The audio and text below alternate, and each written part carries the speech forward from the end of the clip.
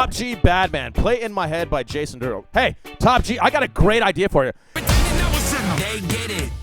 Start with that! Freaking loser! Yo, front page me right now. Let me go into front page with this savage freaking energy. I believe in you, Chavez. And I don't really care what you think. You're dead to me. Everybody's throwing in their 2 cents, right? Here's what I think. Nobody cares! They're insecure and they're weak and they're terrified that their supporters, their donators, their money, they're whales as they call them. No, forget that they're people. They're whales. They reference them as financial whales, which is bullshit, right? Yeah, that's They crazy. don't want them to support another streamer. They want that money. That's the first thing. Said, just give me a freaking sub. 1 sub equals 1 credit. 1 credit equals 1 song request. All right, guys, I want to welcome you to the first episode of In the Hot Tub with Chef Buggrub. We got a very special show today. Today's guest is the one and only most savage drummer that I have ever met. The beautiful, the handsome, the wickedly talented Chavezflexingtn, everybody. Give him a round of applause.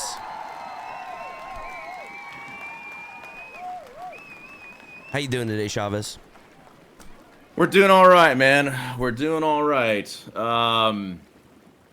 We're surviving. We're not thriving, but we're alive for another day. I'm grateful, blessed, very fortunate. Somebody else always has it worse than I do, no doubt about that. So That's good. That's how you got to look at life. I always say, like, man, I could be in a worse position, you know what I mean? But I don't like to compare myself to other people. You know, it's never a good outlook on life to sit there and compare yourself to other people and other people's progress. Everyone's on their own sort of journey, if you will. yeah. But it feels good to be in a hot tub, right? It does. It really does, Yeah, man. It's nice and soothing Two on my dudes in a hot muscles. tub, 6 feet apart. You know, it's just the best way to do things. Well, the reason I like this hot tub is this water hasn't been changed in 6 months, and I've been renting out the private island to people, so they've been using the hot tub as well. I don't know what's been going on in this hot tub, but the water sort of you could smell it, right? It's like got this very musty smell to it. It allows for people to kind of go under this trance, and then they speak their minds and they speak what they're feeling. But the queen. They speak their minds. They speak You know what I their mean? feeling. Gotcha. Okay. All right, so let's get right into it. First of all, tell us a little bit about yourself, Chavez, for the people that don't know. What do you do? What's your shtick? How'd you get to be so handsome? Tell us. I am not the one to ask about the handsome part. That's for sure. Well, I'll tell you. So I always introduce myself the same way with every raid, every stream, every this, every that, which is, my name is Chavez. I'm a loud, obnoxious, savage, brutally honest, transparent, open, direct, firm, candid streamer, content creator. I don't believe in wasting people's time, let alone my own. I'm very passionate about nurturing the human spirit and helping my fellow brothers and sisters like yourself and many others. I have zero tolerance for stupidity and ignorance, and there's plenty of that to go around. I'm a drummer primarily first, chatter second, which is what we're doing now, and a gamer third. And I enjoy every bit of it. And yeah, we're gonna dig in pretty deep, so I'll stop there for now. But And you're glad to a be father here. too, correct? Did you say Yes, that? father and husband. The most important thing, actually. I'm sorry. Yes, the most actually important one of thing. the biggest reasons I'm doing this. I always say that too. I'm a father and a husband first, and then everything else is second. Absolutely, family first, always, man. 110%. No matter what is going on, family first. So, how long have you actually been in the streaming sphere? Total,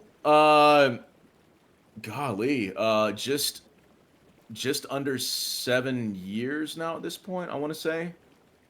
Just under 7 total. Started on Twitch, did that for a while with just my Xbox console and a crappy webcam and my built-in mic. It was the worst stream ever. Tried out Facebook gaming for a little bit, tried out Mixer for just a little bit, stayed on Twitch, and then Kick came about. And now I've tried almost every platform at this point. So it's definitely a long journey. Some have done it longer than me. What do you think being in the sphere so long, like what are some of the biggest changes you've seen over time? Man, what a great question. I think that, starting off we'll probably get a little political here, but hey, Of anything goes course, for the most part, of right? course, anything Um, goes in this conversation. I think cancel culture was really, really heavy. I think freedom of speech was very much suppressed. Um, as of, I think it really kind of birthed almost a full decade ago. But it was a very slow, gradual thing that started, uh, spreading like a virus into other branches of the entertainment industry, and the streaming industry being a huge part of that extension. Um, and I think that's actually one of the first things that comes to mind, and there's plenty more examples that I can think of. But I will say that the whole happy-go-lucky, put on a smiley face, and everything else, like, nobody was actually being challenged intellectually. Hardly anybody could have their own form of critical thinking. Everybody was just spewing what everybody else is spewing. They read something and that becomes, their truth, not the truth.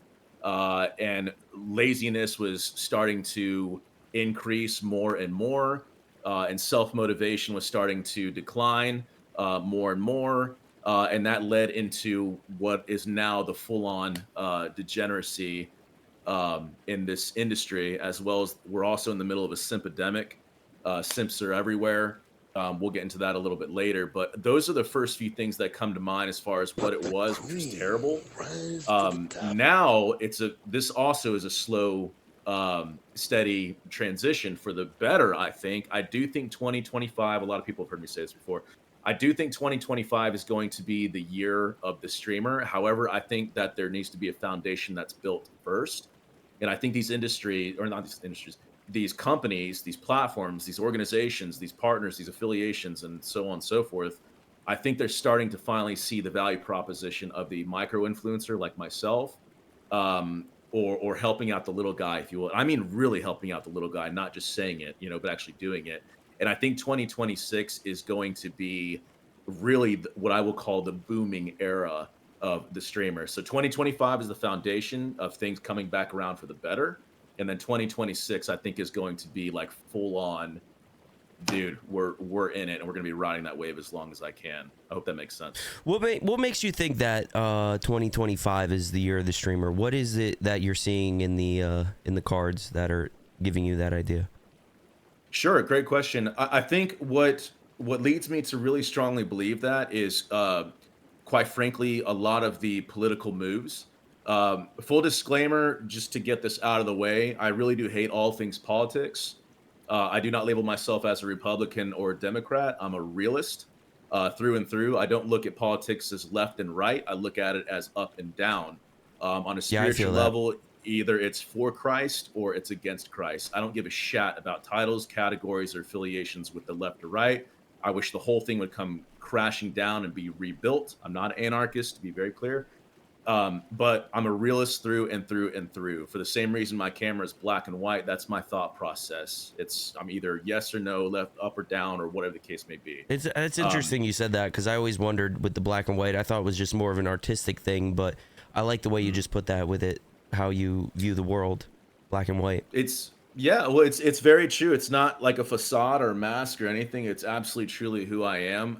It's just how my brain works. Sometimes it does get the best of me. Sometimes it works for me. There's always a strength and a weakness, a pro to the con, a yin to the yang, and so on and so forth. The great balance, right? But um, anyway, so to answer your question, I think a lot of this stems from multiple forums, Reddit, Twitter, YouTube, my fellow colleagues, people much smarter than me that I interact with. I'm in multiple groups on Twitter, influencers, CEOs, leaders, managers, like the list goes on and on and on.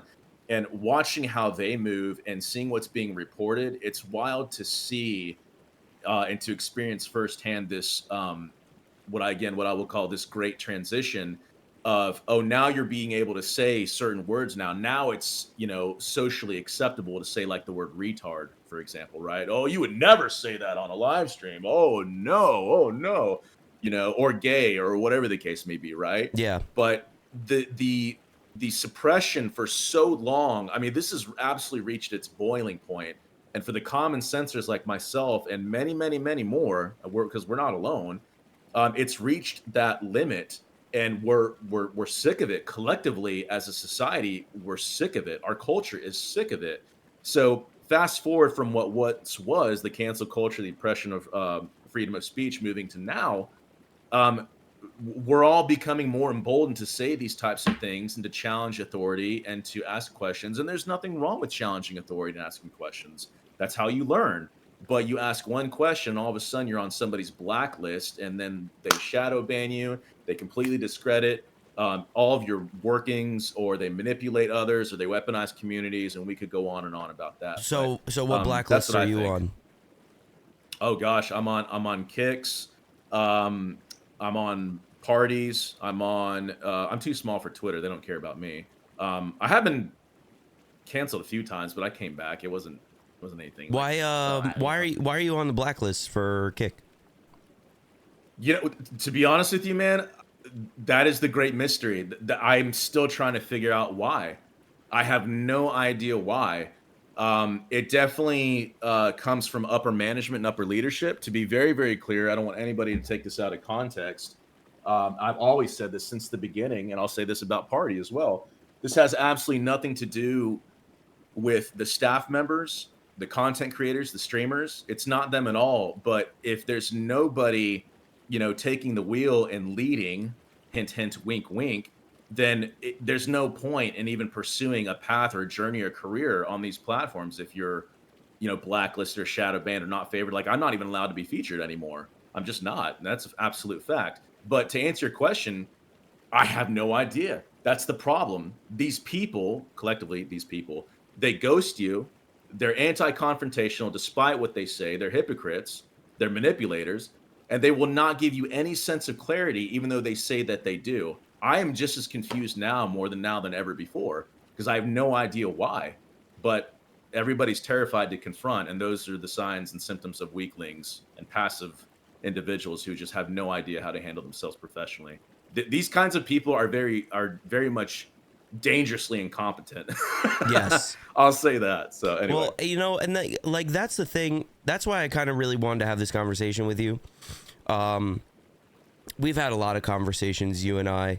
We met at DreamHack. We had lunch together.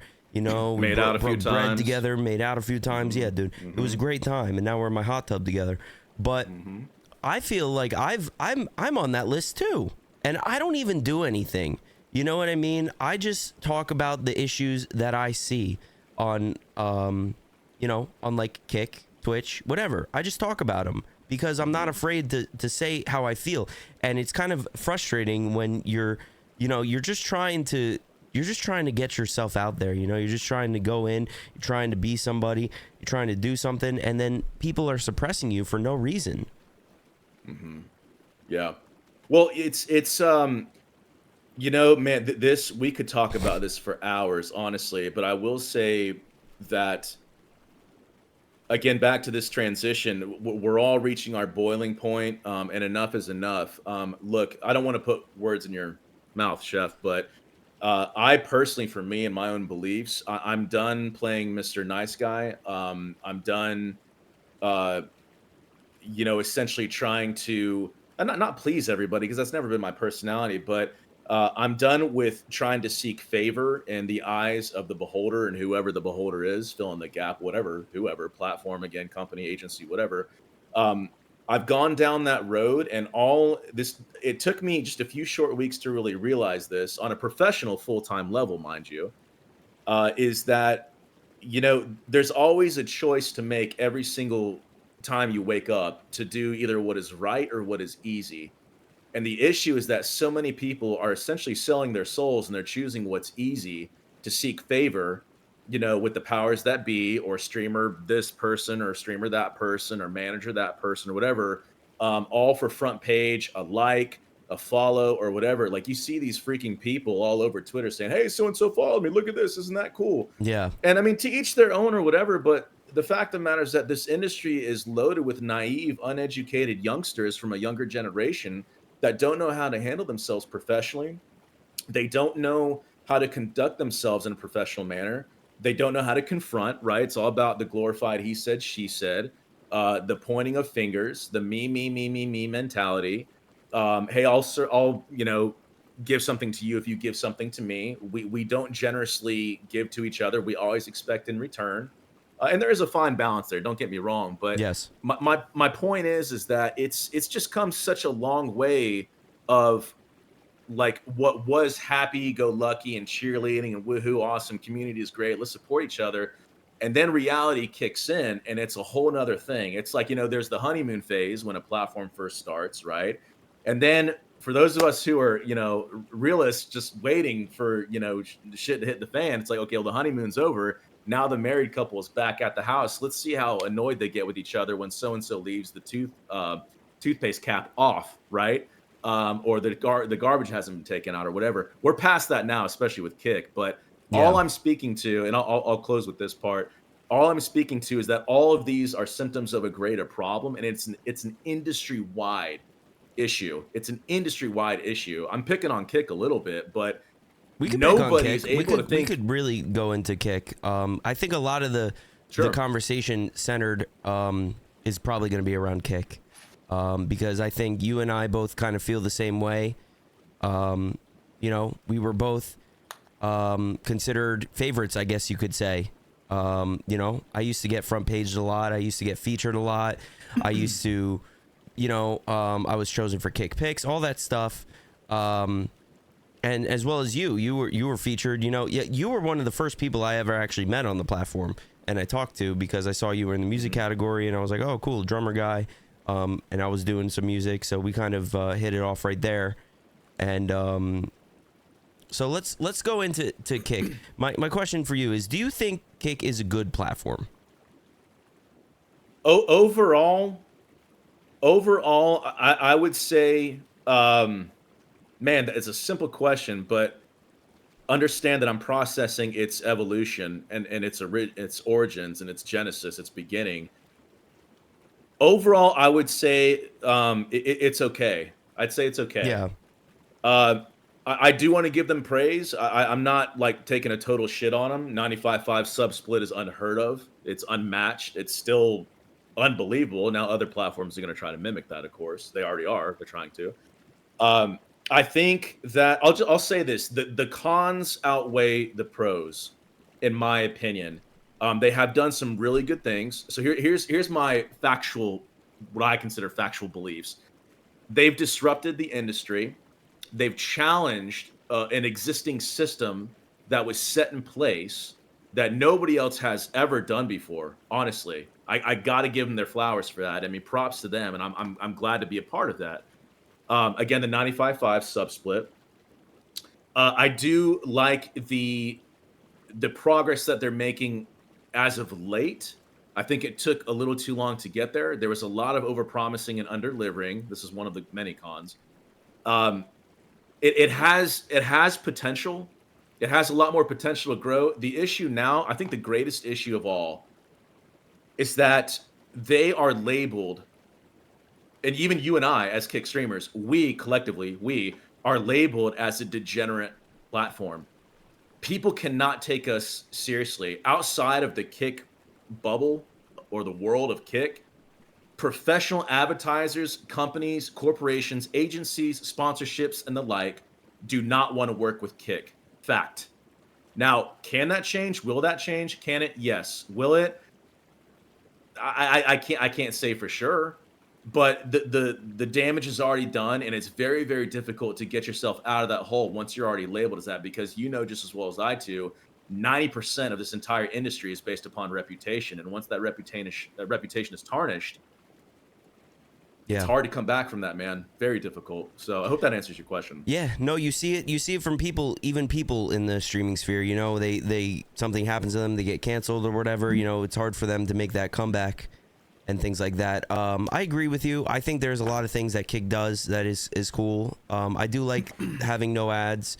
I don't like dick riding the platform at all. I think it's kind of shitty to do when there's so many options for people. people just get on the kick bandwagon, and I mean it's great. So this is kind of the question I wanted to lead to was, do you think that people who reach some sort of success on Kick, do you think that they're being held back from expanding their horizons past Kick? What a great question.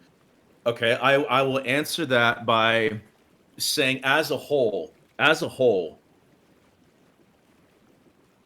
I would have to say yes. And I'll tell you why.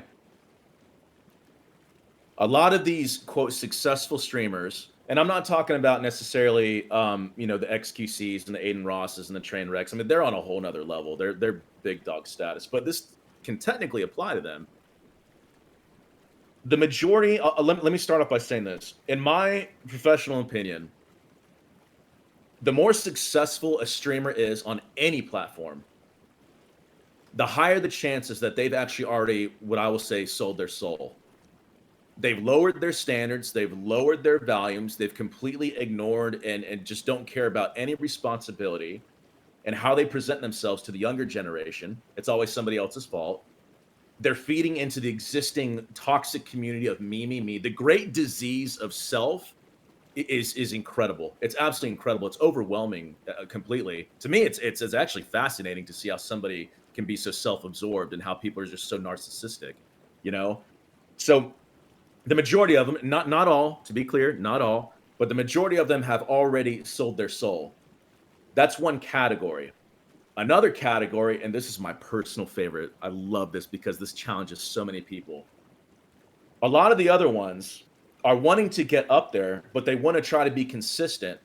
So psychologically, they're trying to maintain their facade and how they present themselves, right? Yes. These are the people that unfortunately are still not willing to confront. So therefore they, quote, stay in their lane.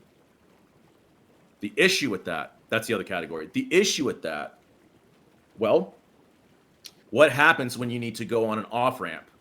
Or what happens when somebody else in another lane needs to cross over into your lane to get on an off-ramp? What if somebody's driving crazy all over the place, right? It's a silly example, but it gets the point across. When there is a moment of impact of any kind where two opposing viewpoints are battling each other, it's like when an immovable object meets an unstoppable force. Why don't right? Why don't you give me some specifics? Why don't we get a little specific with it? Like what you mean by that? So I'm deliberately generalizing those who say I just stay in my own lane, I just stay in my lane or whatever. Mm-hmm. And what I'm getting at specifically is, you know me, my divisive topics. We talk about one confrontational point or point of contention, as I'll say, homosexuality, faith, politics, parenting, education, platforms, favoritism, view botting, like those are just a few that come to mind, right? These are all those divisive topics that make them feel, these people, very, very much, very uncomfortable. So therefore, I don't want to talk about that. Hey, good vibes only, whatever. All that other surface level bullshit, right? Yeah. Hey man, we don't talk about that here. I'm just gonna stay in my lane. Hey, I know what Chef said about me on blah blah blah, whatever. I don't care. I'm just gonna stay in my lane. Well, what happens when it becomes too much? Or you feel the need to defend yourself, and this can go in 1,000 different directions, and that's the point, is that so many people, all they want to do is just climb this ladder, and they're chasing that dangling carrot that a lot of these companies and platforms are absolutely directly and indirectly taking advantage of them and utilizing their content for their own personal gain, where they're not empowering themselves as a content creator and streamer, and they're freely giving that away to said people. Yeah. And they're not even recognizing their own worth and what they can contribute to their own community, to the platform, and so on and so forth. I'm at the point now, I'll just say this, and it's the last thing I'll say. I'm at the point now, I've been publicly saying this, and I'll continue to say it. I'm done giving my ideas away for free. I'm done playing nice guy. I tried to do the right thing. I tried to help. I tried to encourage. I tried to motivate. And at this point now, number one priority, my family first. Second, my brothers and sisters like you and anybody else listening to this. And then thirdly, the people, and there's those balloons, love it. And then thirdly is those who I respect and honor and value as far as my inner circle or companies, organizations that I know are good people. Outside of that, I don't really care anymore. The platforms, they've helped me out in different ways. Yes, and I'm grateful for that. However, how in the world can we move forward? Back to your initial question, how in the world can we move forward in our own journey, in our own career, if you're not a part of the cool kids club, you're not favored, you're shadow banned, you're blacklisted, people don't fuck around with you anymore. That whole term is so stupid. Like, well, I digress. I'll just stop there because that's definitely a loaded topic that we can dissect over and over again. Yeah, so just a little bit about me is, I've been in this sphere now since probably like a little bit after Kick's inception. I appreciate Kick for what it gave me. It gave me the opportunity to, at the time, meet new people, really network, kind of hone my craft in, and experiment, make a little bit of money, which was nice. But as I've been engulfed in this culture, the streaming culture, the thing that bothers me is that there's just so much fakeness in this industry that it leads me to the question of, where does that leave people like you, me, and other streamers that I know? Where can we actually exist and gain an audience like authentically?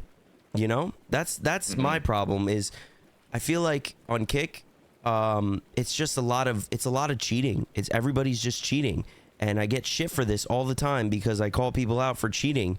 But dude, I mean, it's not right that I've seen 10 people in the last 2 weeks since the new metrics dropped reach verification, reach partner, and their content is trash. There's nothing good or appealing about it. It's just that they've gained the system in a way. They've either done the tab for tab thing and emote spamming and all of that, and they've acquired this fake audience.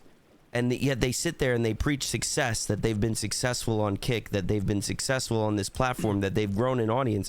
But who truly cares about them? Because I go and I look at their other socials, and their other socials don't make any sense to it. Mm-hmm. There's like a formula I follow where I look at how many followers and views people get based off of platforms, and then I add that to their viewer count for their live streaming platform, and most of the time it doesn't make any sense. Mm-hmm. How does somebody start a stream and immediately get 60 viewers that is in reality a nobody? It doesn't make sense at all. Yeah.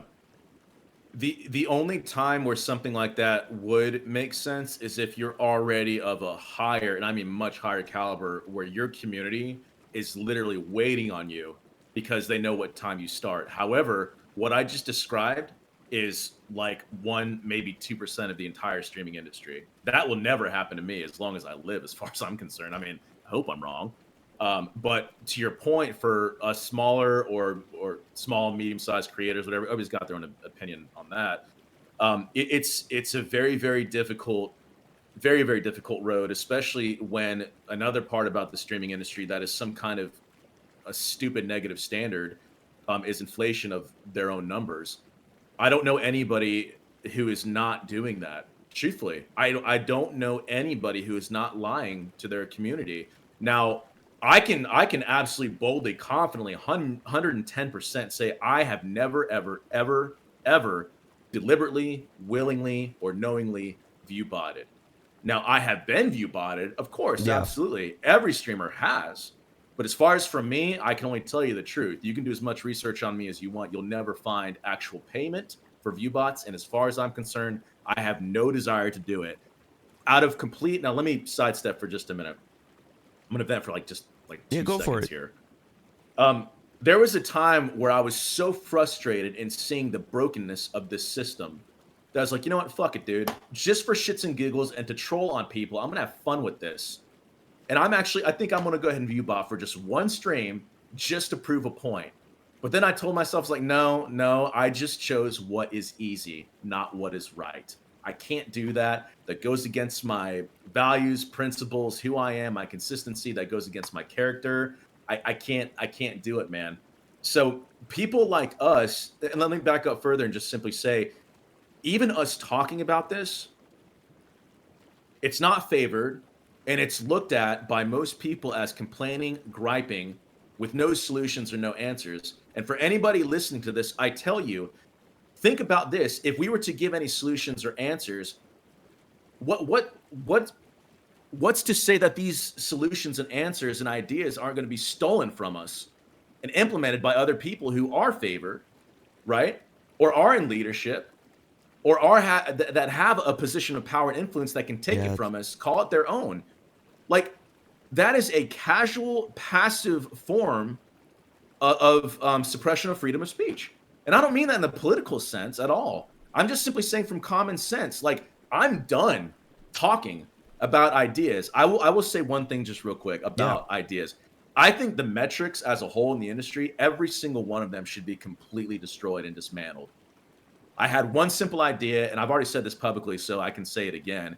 I think all metrics should go away, and I think there should be scouts and agents and talent acquisition members that work for each platform that actually take the time to look at specific streamers to see who has potential and who is not a brand risk, to help and assist or whatever. Well, Chavez, that's favoritism. Well, there's professional, like, positive favoritism, and then there's negative, which is what everybody else is doing, and then of course inflation numbers and so on and so forth. So I'll land my plane there. No, that's a great idea. I mean, I think that something like that needs to happen, but it doesn't happen in the way that, like, is an authentic way. Unfortunately, you know, I don't know if you've seen, like, the Luminosity Rising Stars thing. You know, what was that competition? It was a competition that was just people making ads for companies.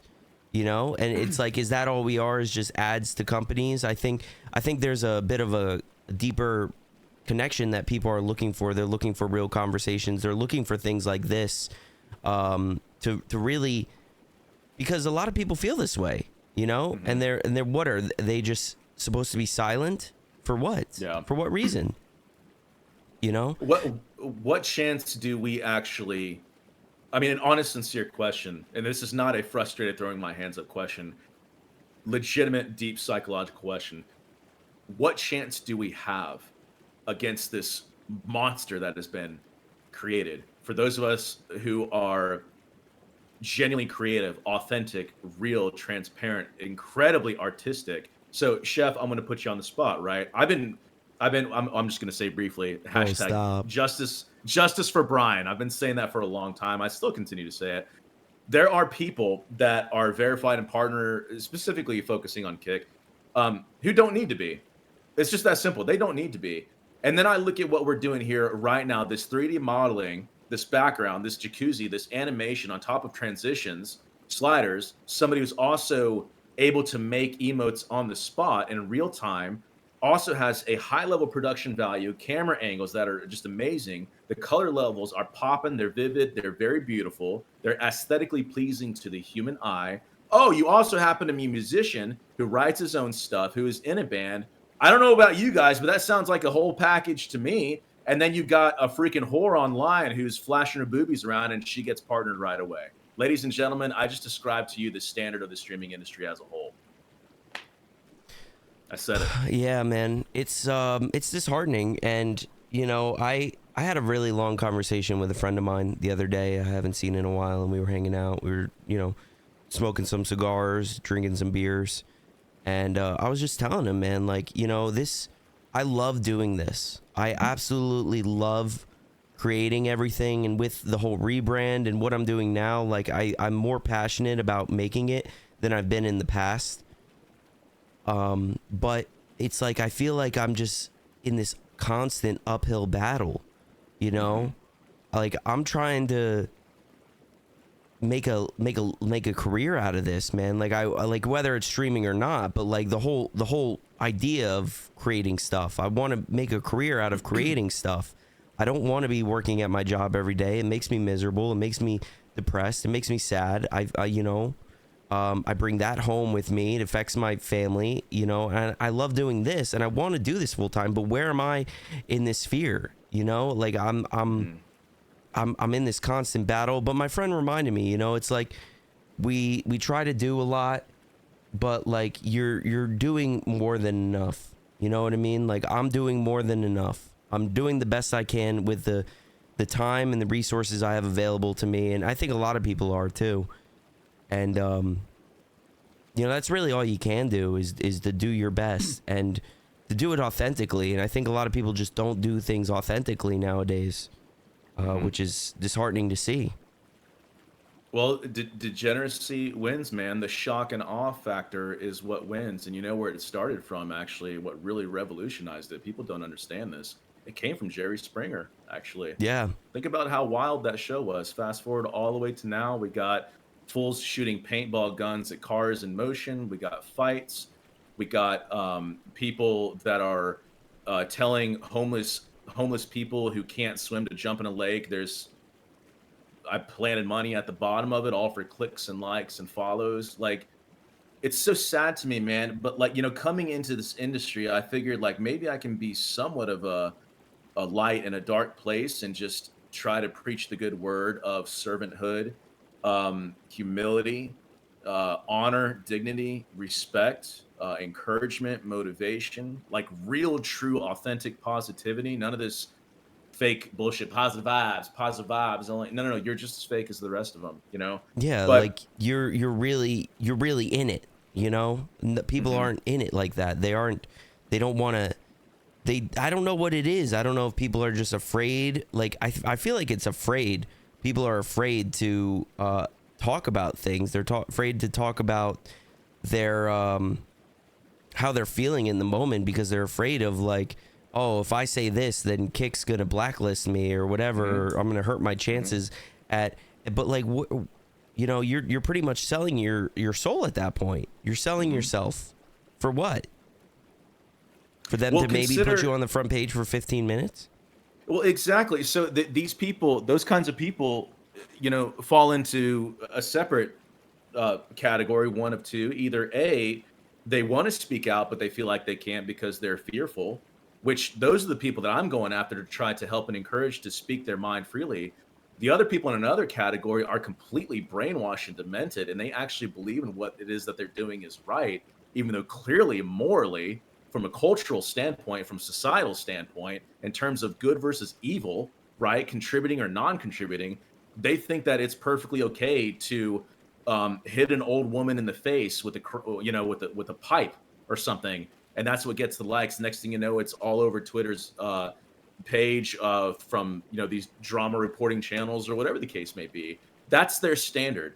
You know, a really fascinating question I love to ask people, and they never ever expect this, is hey, what is your standard? Chavez, what do you mean? In other words, what is your standard in which you make all of your decisions based off of? What's your foundation? What do you stand upon that actually guides you into said decision of money, relationships, career, what to say, what not to say? What is your standard? It's amazing to see people flounder when I ask them that question. I have my own personal standard, and I'm not going to get all, preachy on you. But as flawed as I am, and as stupid as I am, and as imperfect as I am, my standard that I try to maintain is a spiritual level of my relationship with Jesus Christ. Now, I have a filthy mouth. I screw things up all the time. The only difference is that I'm willing to admit that, whereas others are very much self-righteous and they think they're walking the right path, when in all reality, they're completely misleading, again, the degenerate, misleading the younger generation into thinking that this is what it takes to be a good Christian. It's sad, man. It's very sad. Yeah. A lot of people, I don't really talk about my faith that much, but it's the one thing that really keeps me grounded is my relationship with Christ and, being involved in my church and all of that. It gives me hope. Like I was talking with my wife the other day about kind of all this stuff and how I was feeling and all of that. And she's like, the world is a dark place, there's forces at work, demonic forces at work that are against us. They're against us all the time. And it's a sad thing to see, but there is hope at the end. But I want to maybe switch it up a little bit, right? Sure. So, first off, the question I want to ask is, Chavez, why do you hate women? Well, they are the lesser species. They're not very good at really anything other than two things. Let's be honest. Sex and cooking. They're not very intelligent. They can't multitask. They can't compartmentalize. They're not nearly as fast. They're not as strong. Okay. God, I can't lie for too long. I can't. Chavez, do you love all women? I love my sisters very much so. I truly love all women? appreciate and respect all of my sisters. To be clear, my sisters. There's a lot of freaking stupid ass women out there, to be clear. It's not like, oh, I love every woman. No, I don't love every woman. I love and respect my sisters. And of course, I love and respect my wife, right? Two different categories. I just had to hit you with a little Jesse Lee Peterson moment right there. I love it, dude. I love it. All right, so let's think about this, right? We are 21-year-old guy, right? Or girl, doesn't matter, right?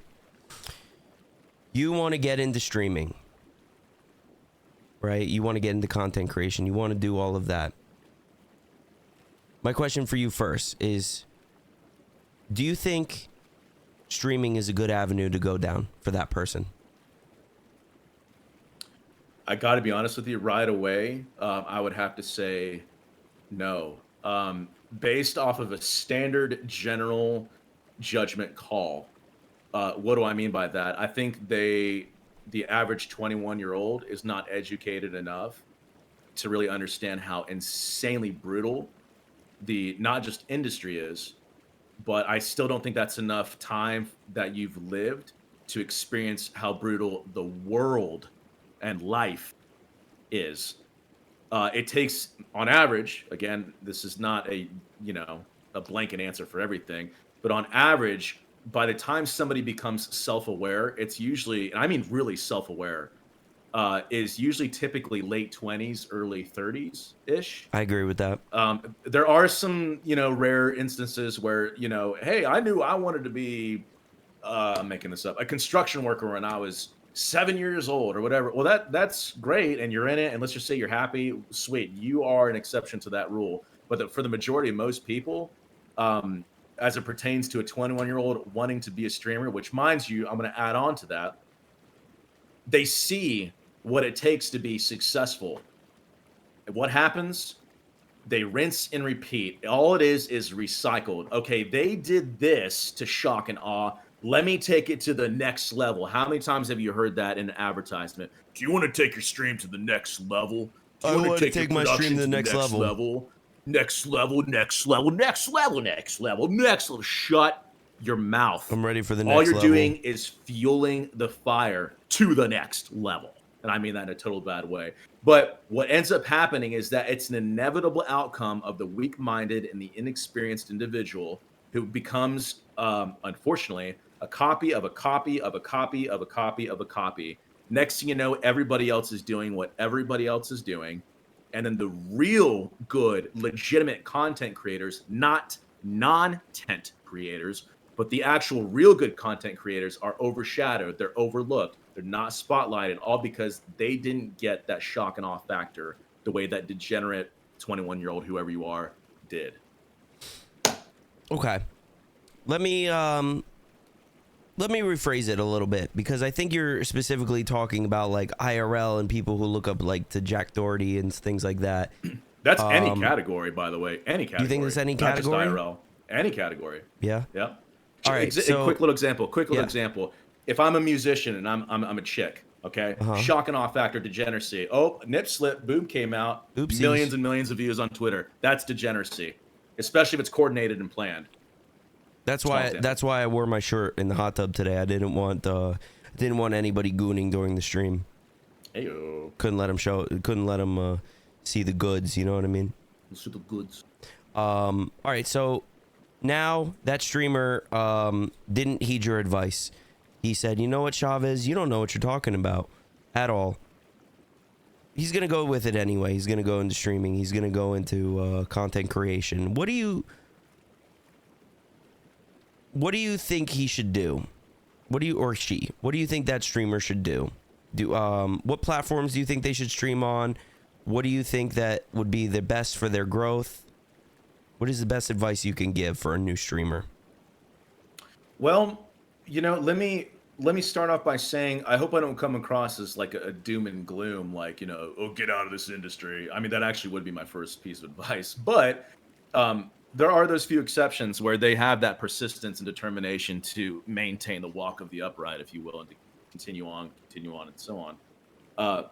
But if they went against that, I mean, first of all, that's their own choice. That's their own prerogative, of course. There's no reason. I think a great place to start is there's no reason not to multi-stream. And keep in mind that these platforms need you. You are essentially their customer. They might try to strong arm you, right, or dangle a carrot in front of you, but they need you. So present yourself in a way. Well, we can get into this later, but present yourself in a way that sells, because it is a business. Let's be real. But definitely multi-stream. I wouldn't even say specifically what platforms to choose and which ones not to choose, but what I would encourage anybody who does want to try it is select the platforms that you think is best for you. Definitely multi-stream, but also don't take on too much. I think that's a common misconception in the industry, is that people are just like, oh, everywhere, all the time. The human brain cannot keep up with 5 million chats. I don't care how sharp and attentive and quick you are. You have to pace yourself with, maybe you can only handle 2 platforms. Maybe you can handle 7. Maybe you can handle 4. That's up to you. I think that is a great place to start. And then from there, you can start going into business analytics, traffic, features, what benefits you here, peak times, categories, which ones are booming. Like, this can go in so many different directions, but I always want to start with the step 1, which is multi-streaming to as many realistically attainable goal for yourself, by the way, multi-streaming to as many platforms as you can within reason. I agree. I'm a big multi-streamer. I believe in multi-streaming. I like the idea of it.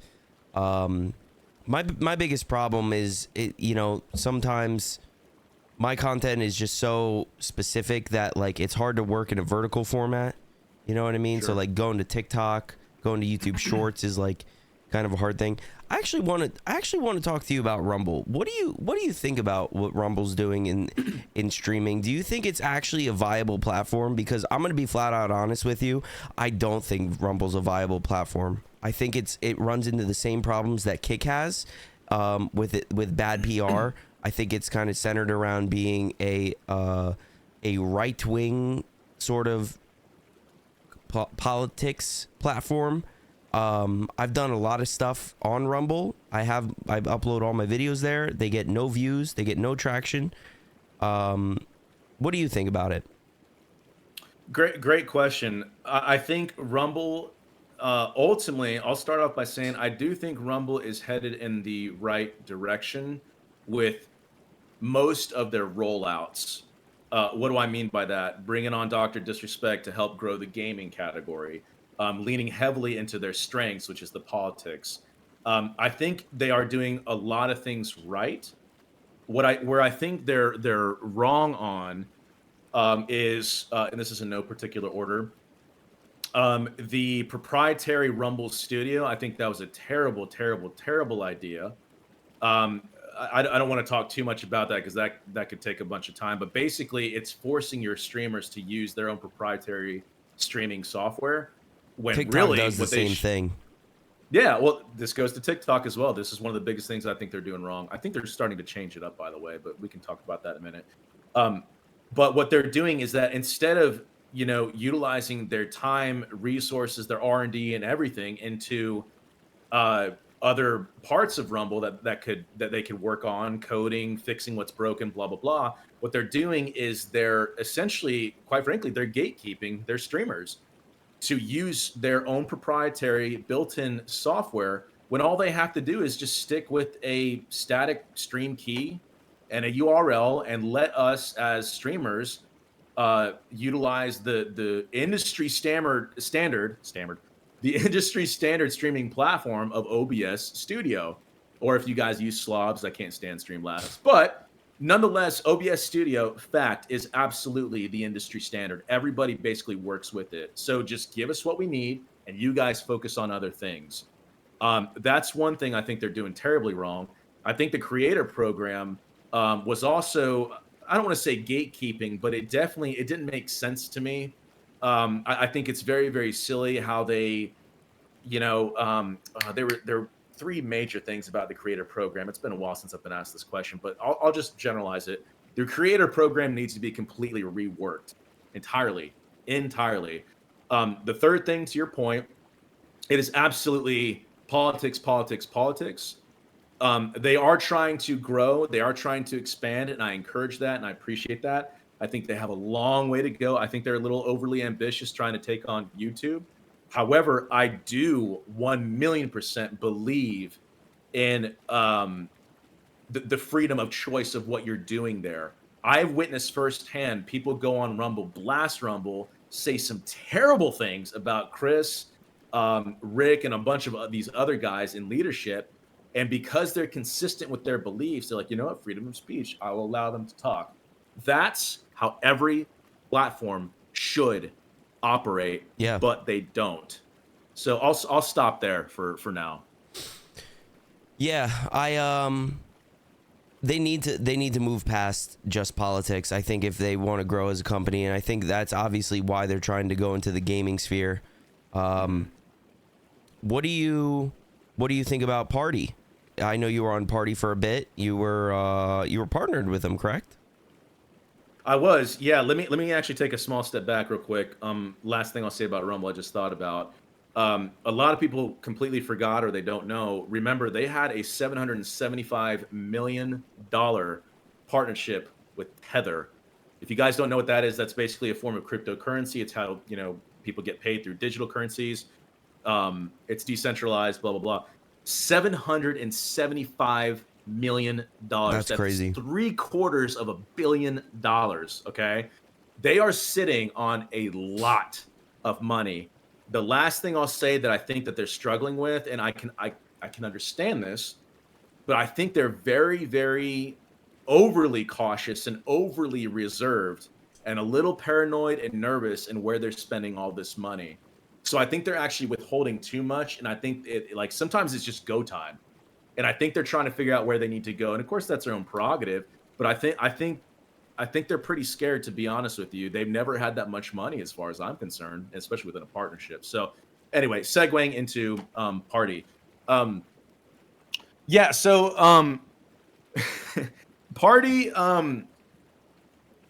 Party is a really good example of really good, or some, not all, but some really good ideas that were poorly executed. If there's nobody behind the wheel, again, lacking leadership, and that's a lot of these platforms have in common. You might have a great idea, and it might be a legitimate, beneficial idea for everybody, but if you can't implement it, or you're struggling in implementing it, or you're, quite frankly, just making piss poor decisions left and right, then there's no point. Everything is null. Everything is void. Nobody wins. Party definitely had some good ideas that were not implemented correctly, in my professional opinion. And I think they've lost their way. I'll even go as far as to saying I really don't think it's going to be around, based off of what I'm experiencing, what I'm seeing, the numbers that I'm crunching, and the people that I've talked to, including people much smarter than me. I don't think it's going to last. I think that's sad. Nothing against the content creators over there. Nothing against the streamers. And same thing with Kick and Twitch and everything else. Nothing against the staff as a whole, but it's always those people in a position of power and influence who are in a leadership position that they just don't know how to execute. And there's a handful of them in the industry. I just don't understand why they don't invite people like you and me to come in and be like, this is what we're doing. This is how we're doing it. What do you guys think? Why do you think these companies don't bother to ask the people involved, and not just the favorites, but people that just see things for how it is, Yeah, no, that's a great question. I think at the core of that answer, I think it all stems from pride. These people who represent these companies and platforms and the like, they truly don't know how to take constructive criticism. And this is just a generalization. And there's a lot of people, streamers and content creators, or rather non-content creators, that definitely don't know how to take constructive criticism. They don't believe that what they're doing is wrong. They fail to see the information that they're receiving or the feedback that they're being given is beneficial and objectively true to the growth of their community, of their platform, and so on and so forth. I think they're blinded by their own greed and pride. Sometimes things are just money grabs, scams are left and right.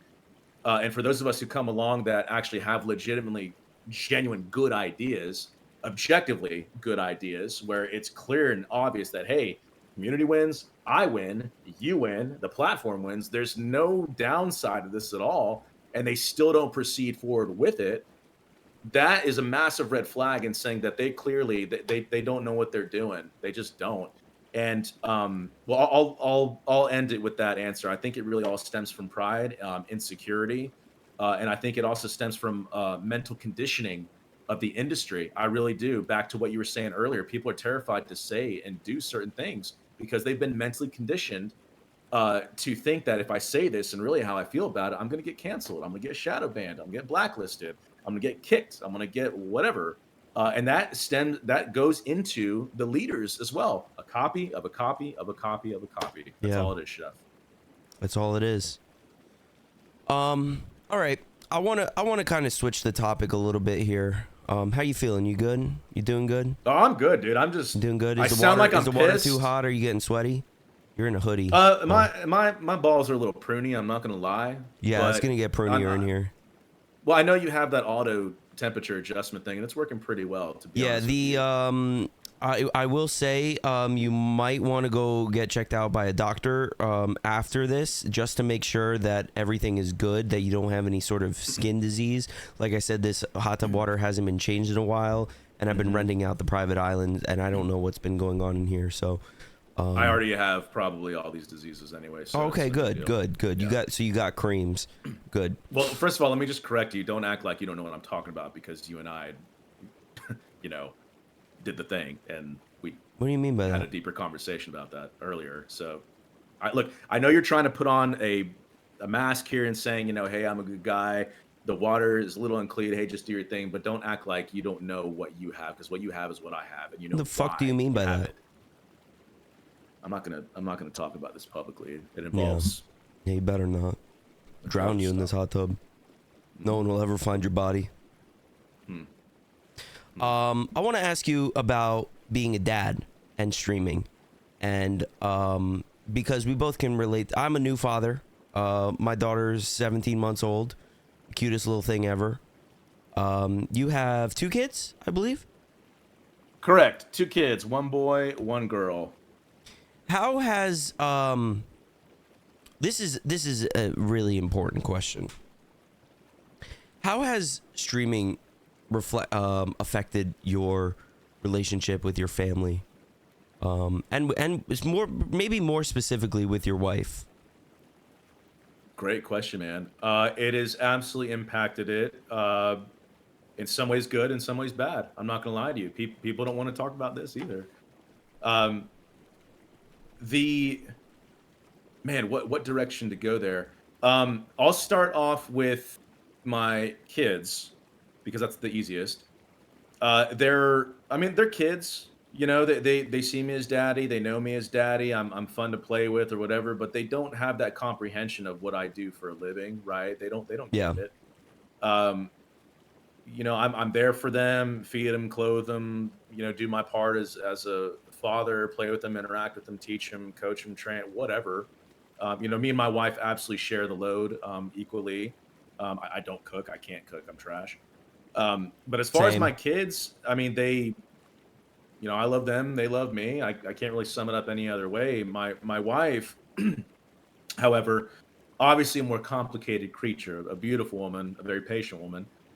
I have been so fortunate and blessed, and I'm not just saying this. I promise I'm not just saying this, because a lot of people will say that just to save face, and they actually don't mean it. They're pieces of shit. Just saying. Fakeness 101. I legitimately am so grateful, blessed, and fortunate to have a woman in my life who's not just very patient with me, but she actually believes in me, unlike so many others. And I mean so many others. I could count on one hand how many people actually like really truly believe in me because they know my story, they know my talent, they know what I can do, they know my skill, they know my skill set, they know everything about I me. believe in you, Chavez. And I don't really care what you think, you're dead to me. Uh-huh. But what I can say is that, man, I hope you make a clip out of that because that was like savage and dry. Yeah. So, yeah. Okay. Okay. Continue what you're saying, I guess. So, continue what you were saying, I guess. I mean, I don't know if you want to. She believes in me. She supports me. In fact, it was her blessing that essentially pushed me to do this. I threw the idea out there, but then I was reserved and I was like, nah, I can't leave a 9 to 6 job. I can't leave benefits. I can't. I mean, we got our kids, la la la. And she's like, no, if you don't do this now, you're never going to be able to do it later. And she was right. She was right. Fast forward to now, it's a very different story. I live life with no regrets, but I definitely ponder about what could have been. It messes with my head sometimes, but she has been tested in many ways, more than one for sure, in terms of time management, prioritizing. Daddy cannot come upstairs because he's streaming. The strain that puts on an amazing woman and raising not just 2 kids, one of which is autistic, and we think the second one is too, by the way. This is not a pity party, but that's a very real challenge in and of itself. She's my Wonder Woman, man. She's a total Wonder Woman. I would literally not be talking to you right here, right now, if it was not for her. That's kind of I guess again, that's kind of good and bad mixed together, but we definitely have grown closer through it. She knows what I'm good at, what I'm not good at. She holds me accountable. She tells me, "Hey, don't freaking stream. You're having a bad attitude." I'm like, "No, I'm not. Shut up." And I'm like, yeah, I need to. And other times she says, "You just got to buck up and do it." Right. So anyway, yeah, it's definitely it's not easy, man. That balance, like a legitimate work-life balance at home as a streamer with kids, family, and pursuing another job. Wait, what is that? Whoa, what is happening? Oh, there's a crab in the water. Crab? Yeah, crabs in the water. Oh god. Shoot water sometimes. Oh, Judas Priest. Well, I hope it doesn't bite me in my ball sack. Yeah, you'll be fine. But no, that's it. I mean, honestly, in closing, that's basically it. We've had our arguments, no doubt about it. But there's nobody more dedicated and loyal to each other than us. I mean, my God, there's been a few times where I'll even be deeper just for a second. I'll go deeper. Like there's been a few times where by worldly standards, we absolutely could have walked away from each other, right? Some people get divorced for less. Yeah. But when the strains, I think the biggest strain is even now, even right here, right now, the biggest strain is finances and money. I think it's a lot of relationship problems always stem on that. Yep. Yeah. Like, I mean, there's, what is it? The top like 3 categories are like money, sex, and time or something like that. For us, the number one thing is money and finances. And that is very real. We need money to live. And, Chef, I know you know this better than most. When you look into your little baby's eyes and I mean, that reality kicks in and you're like, you know what? It's not about me anymore. I have to provide for my family, period. It does not matter how you feel about it. That's irrelevant. You need to deliver. And that, I don't know about you, but that's terrifying for me because I walked away, my choice, I take responsibility. I walked away from an amazing job because I was absolutely miserable. I mean, really miserable, even though I was making bank. And now here I am, surprisingly struggling, looking for a job even now, dude. I'll be the first to say it. So anyway. Yeah, I could definitely relate to that 100%. My wife, she is my biggest fan, my #1 supporter. She's always in my corner, and she's very patient with me as well. And we have our moments, like any couple does. But we're a single income household for the most part. She's got a side business. She does watercolor art, and she does like house portraits and things like that. And it's actually really good. She does really good with it. I'm very proud of her for doing that, because she's always wanted to find a way to monetize her creations, and she's kind of found a niche that works good for her. But That's awesome.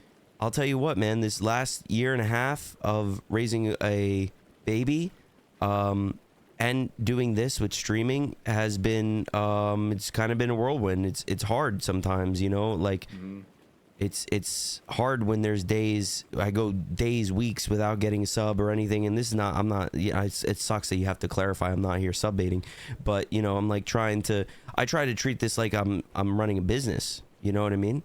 It is a business. 100%. This is my second income that, my wife gets to stay home with the kid, and I can kind of provide a little bit extra. And I would love to make this a full-time thing and kind of move out of New Jersey, where everything's just so expensive, and all of that. But it's just not in the cards right now, and that's fine. But the main reason I do this isn't even for money. It is for my daughter, 100%. I want her, as me and my wife are both creatives, I want her to know that you can, if you put your mind to something, you do something genuinely, you do something authentic, that, good will come of it. And I don't want to go my whole life in fear of saying, I never tried to do this. I don't know if I'm going to stream forever. I don't know if I'm going to do this stuff forever. But I don't want to go my whole life without saying I tried it and I gave it 110%. And to show her, in the future when she's older, to understand, be like, listen, like when you were a baby, I was doing this, and I was doing it because I wanted you to know that now that you're older, that I was trying to prove a point to you, that you don't need to give up on your dreams, that you can do them no matter what your age is, no matter where you think you are. So, it's frustrating when I see things like people cheating system, gaining the system in ways to make an extra buck, when I'm over here trying to do things authentically and genuinely. You know what I mean? No, I absolutely do. There's a saying that, ironically enough, I got this from the Dark Knight movie, where when it comes to trying to do the right thing, especially in this insanely difficult industry, it's not even just cutthroat. In some cases, again, if you're not willing to sell your soul, it's actually impossible. Yet, either you live long enough to become the villain and cheat, right, or you die a martyr. There's a reason why more than 90% of every single streamer in the entire world, statistic as of 2023 or 2 or whatever, I'm a little behind, but this hasn't changed much. More than 90% of these streamers fail, walk away, stop, quit, whatever the case may be. And I just think that's so sad, because I know, look, streaming is not for everybody. There's some, look, I'll be my savage self. Some streamers just suck. Yeah. Period. I'm sorry. Like you. Zero personality. They don't know anything about production. It's one of those things where, like, oh, hey, man, anybody can stream. And then it's like, oh, man, anybody can stream. Even Chuck, who has zero personality, doesn't talk to anybody, no friends, whatever. And it's actually kind of sad. I'm not making fun of Chuck. I'm just simply saying he's not meant to stream, But for those who are back to authenticity, creativity, and artistic, and integrity and whatever, I'm at the point now to where if a streamer or content creator is not contributing in some which way, shape, or form to society, they're a non-tent creator to me. They can have the best production, they can have the best management team, they can have all the sponsorships, they can have partnerships out the wazoo. If they are not actually actively contributing to society, whether that be an intellectual deep thought, hopefully they're not as shallow as or as some people might say these people are. I'll just keep it that simple. or money, right? Charities or whatever. And I mean really passionate and caring about it, not just that, well, let me get some good PR, let me get something out of it. Yeah. If you're not contributing to society to some degree of any kind, and I don't just mean entertaining. Well, Chavez playing games is entertaining to watch. Well, anybody can do that. Are you doing something significant to where you're actually encouraging something to maybe people will talk to you? There's a lot of antisocial people out there, right? And that's on a deeper level. We won't get into that. But if, again, last thing, I know I've already said it twice. If you're not contributing to society and you're a streamer, in my opinion, you are a non-tank creator because you're not giving, you're not serving, you're not helping. All you're doing is adding noise to the pre-existing song that's off key, and everybody's doing what everybody else is doing. Again, a copy of a copy of a copy, man. There's no significance there, even if you have all the bells and whistles, man. That's again, like, that's why I wanted to have this conversation and do this hot tub podcast kind of thing. Is I want genuine conversation. I want something that, that 21-year-old who wants to get into streaming can come and listen to, and they're thinking about streaming to Kick or wherever, you know what I mean? They have a real expectation of what's going on. It's just it's a very cutthroat world, and there's going to be people that are going to cheat, and they're going to use you no matter what. Whether they like you or not, they're going to use you for themselves. And it's a hard thing to understand. That's why I stick to myself. That's why I'm not in any organizations. I'm not in anything like that. I don't really affiliate myself with many people in terms of like a group. Because at the end of the day, I can only rely on myself. I'm the only person that can keep this stream going, that can come up with the ideas, that can, create the things that I want to create. I can't put somebody else in charge of the stream and have them come up with the ideas. It wouldn't be me. It wouldn't be what I wanted. Well, I'm going to challenge that thought. I understand where you're coming from, and I understand your heart and your mind and you saying those things. There's also a balance there of essentially, I'll reference spirituality here, to be in the world but not of the world. Yes. Right. So for the same reason that this industry is completely lost and degenerate, that doesn't mean I have to be, right? As a matter of fact, I'm going to go the completely opposite direction. Furthermore, what I'm aiming for now, because I'm done being nice in that way, what I'm trying to do now is be very strategic and selective with who I interact with, including sponsorships, partners, organizations, and so on and so forth. I'm going the long way around. It's going to take me a lot longer, but I hope to be in this position of power and influence. And I don't mean that in a selfish way. I promise I don't. It might even sound like that, but I want to be able to let me just laser focus on one specific I know exactly thing. what you mean. Yeah, well, there you go. To actually, I know exactly what you mean. You're trying to be in that position to help the little guy to be the authentic person that's not just a face, but has a thought behind the face. Yeah, and to actually help and support realistically. So, for example, if you're a newer streamer, and okay, well, I'll use you as a perfect example. Actually, here in this very moment, I would be, if I had that power and influence, and especially if there's some finances backing it up, I would somehow, I'm not even going to give my idea publicly, but what I will say is that I would absolutely be playing to your strengths to advertise and promote not just your channel, but also whatever platforms you work on.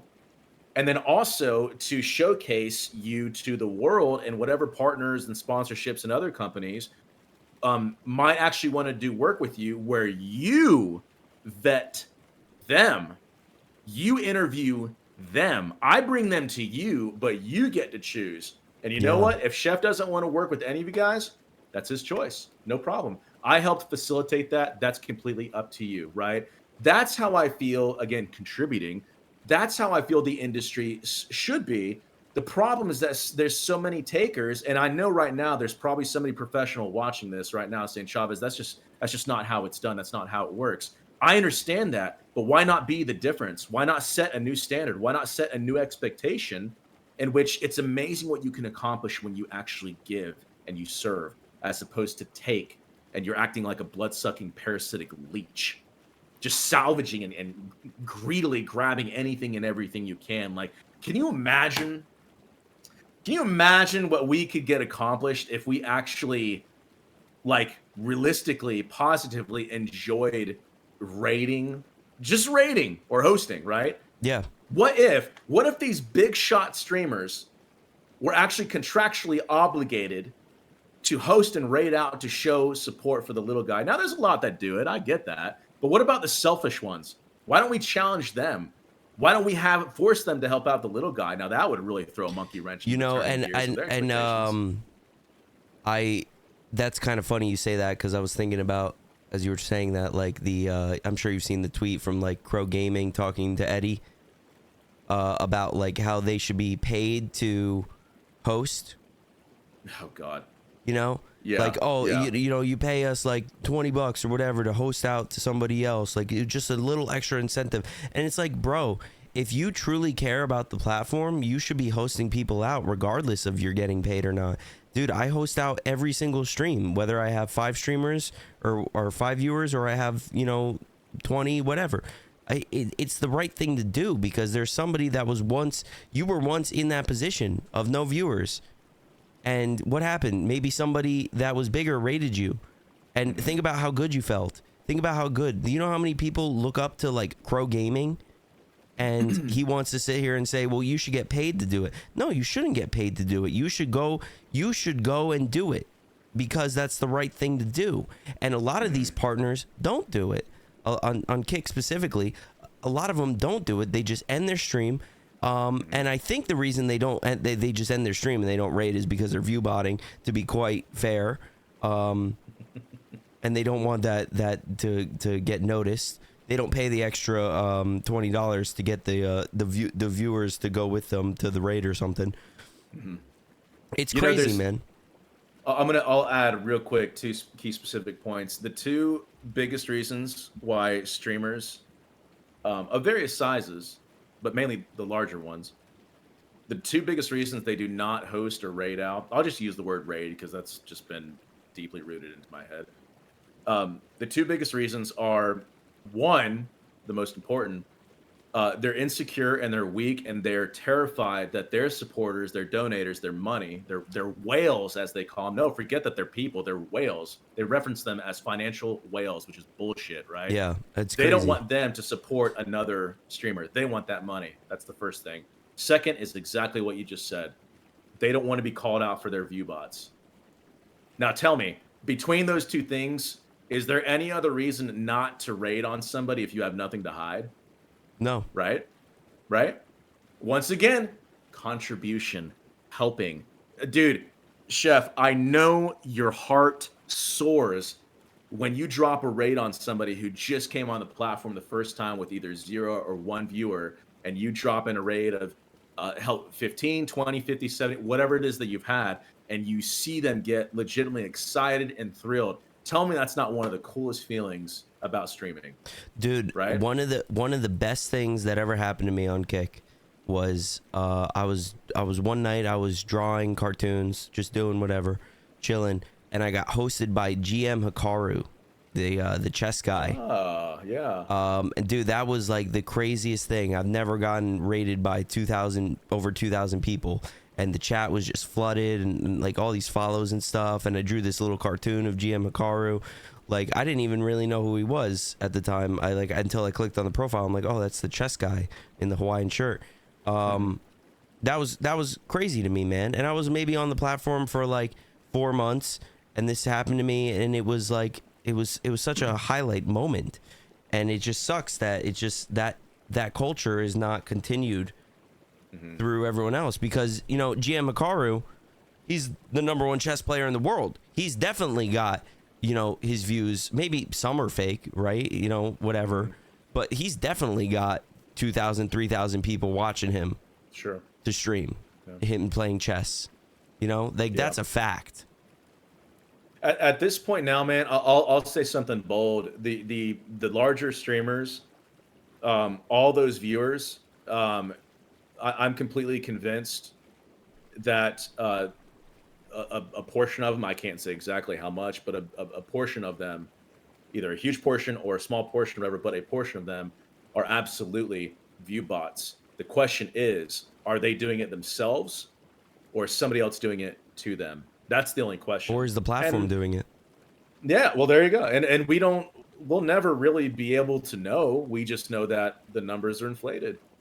We just don't know exactly where they came from. You know, I mean, there's ways to find out, but that's neither here nor there.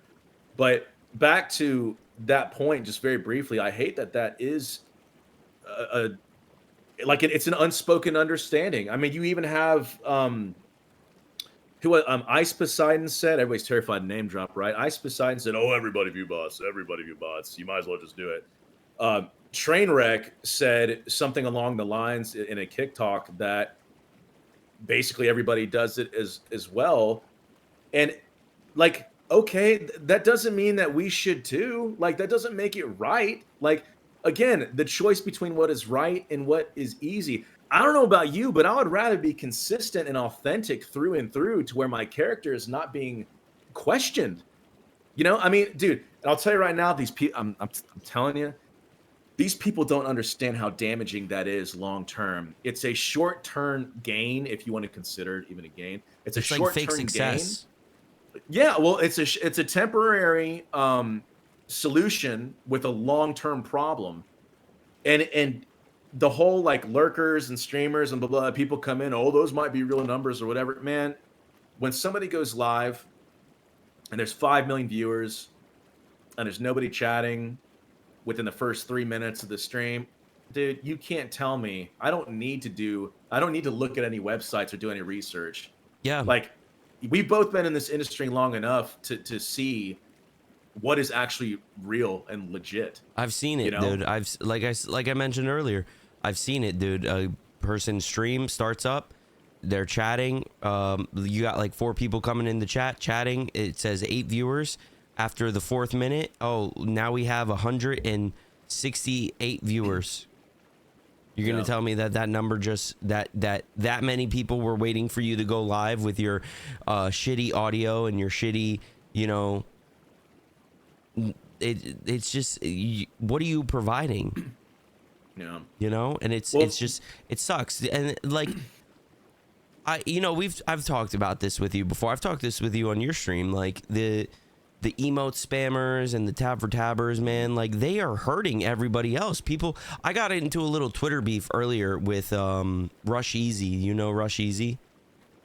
Yeah, well, I know who that is. I don't. Yeah, it was like stupid, but he was like, somebody said something about emote spammers, and he was like, you know, if people are getting upset about emote spammers, then this industry ain't for you. And I was like, that's a bad take, dude. If you're not, like, this hurts people. This hurts people like you and me when people go and artificially inflate their numbers. And if you don't see the true damage of it, you're blind to it. This affects sponsorships. This affects all sorts of things. This affects websites like Twitch. A website that is constantly hemorrhaging money, right? And people are sitting there view-botting their website, and the sponsors are not getting the return that they expected to get return because Twitch said, oh, well, we have this many viewers. That affects everyone. You know? Like, it's hurtful. It's a hurtful thing to everybody, and it's not just sponsors. It's inauthentic. It doesn't give you really any long-term success, and I've seen it just nonstop now lately. Just people doing that, and they're getting partnership, and they make money hourly. They get paid hourly by, imagine that, they get paid hourly by Kick to cheat the system. Yep. And what's worse is that then from there, to add insult to injury, then they're actually even front paged, or they're featured, or they're strongly referenced on a Kick Talk, or they're pushed, or they're spotlighted, or something. And it's just one of those things where you look at that and like, I've been accused of being jealous a few times, not very much because people know that that's just bullshit, but jealousy and anger and like are two different things.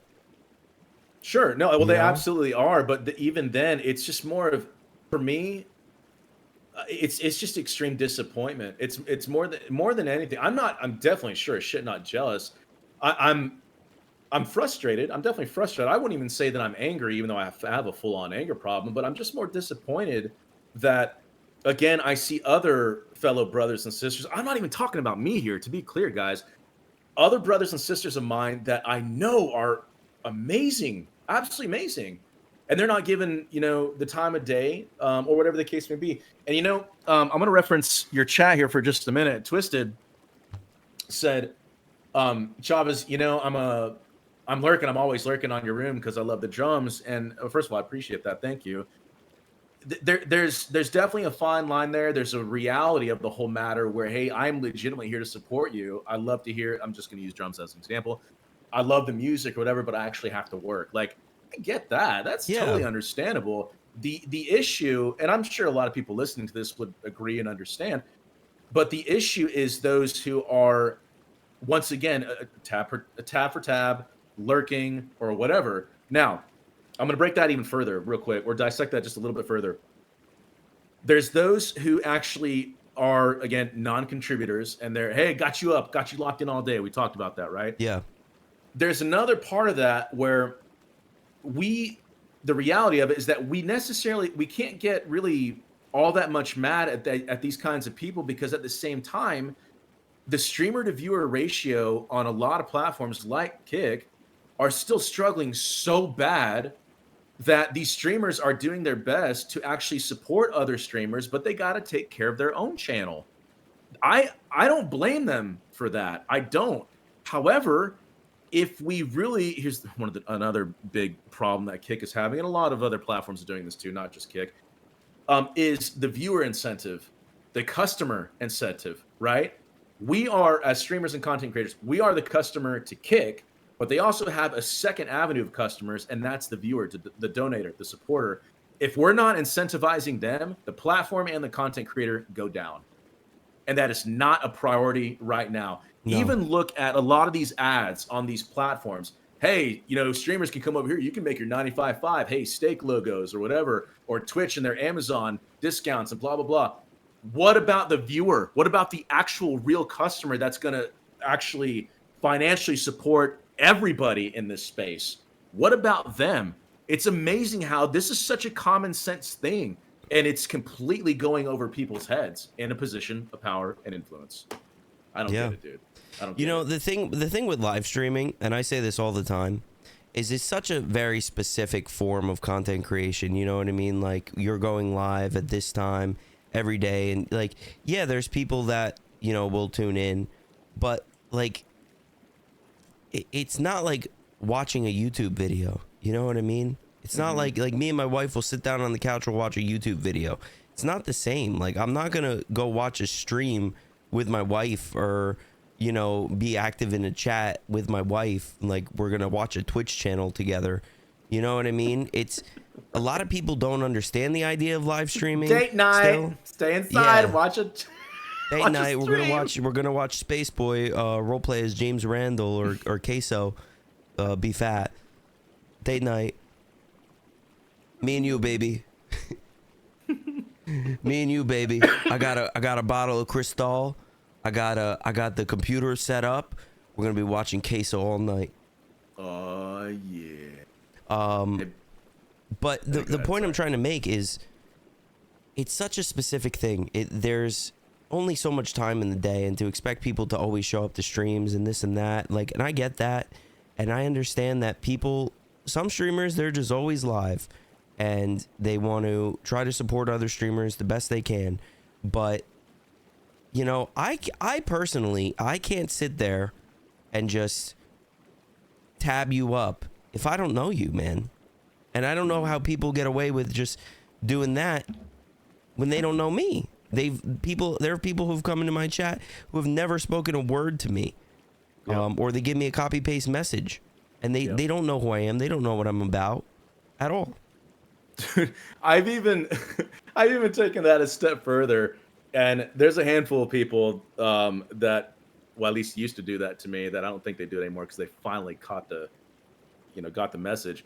But I actually even called them out saying, I said something along, this is a while ago. I said something along the lines of, hey, you say the same thing over and over again, man. If you're not going to interact, just get out.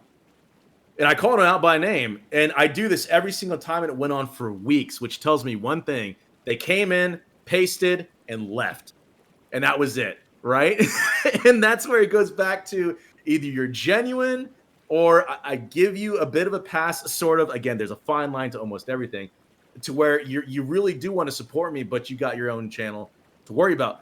But when you identify and know that these people are just like, support for support, you're like, dude, you're not authentic. Well, me. they're leeching You're is not what they're real. doing. Is they're Sure. leeching, and I know, and we're not. No one's stupid, dude. We know what you're doing. You're going into people's chat.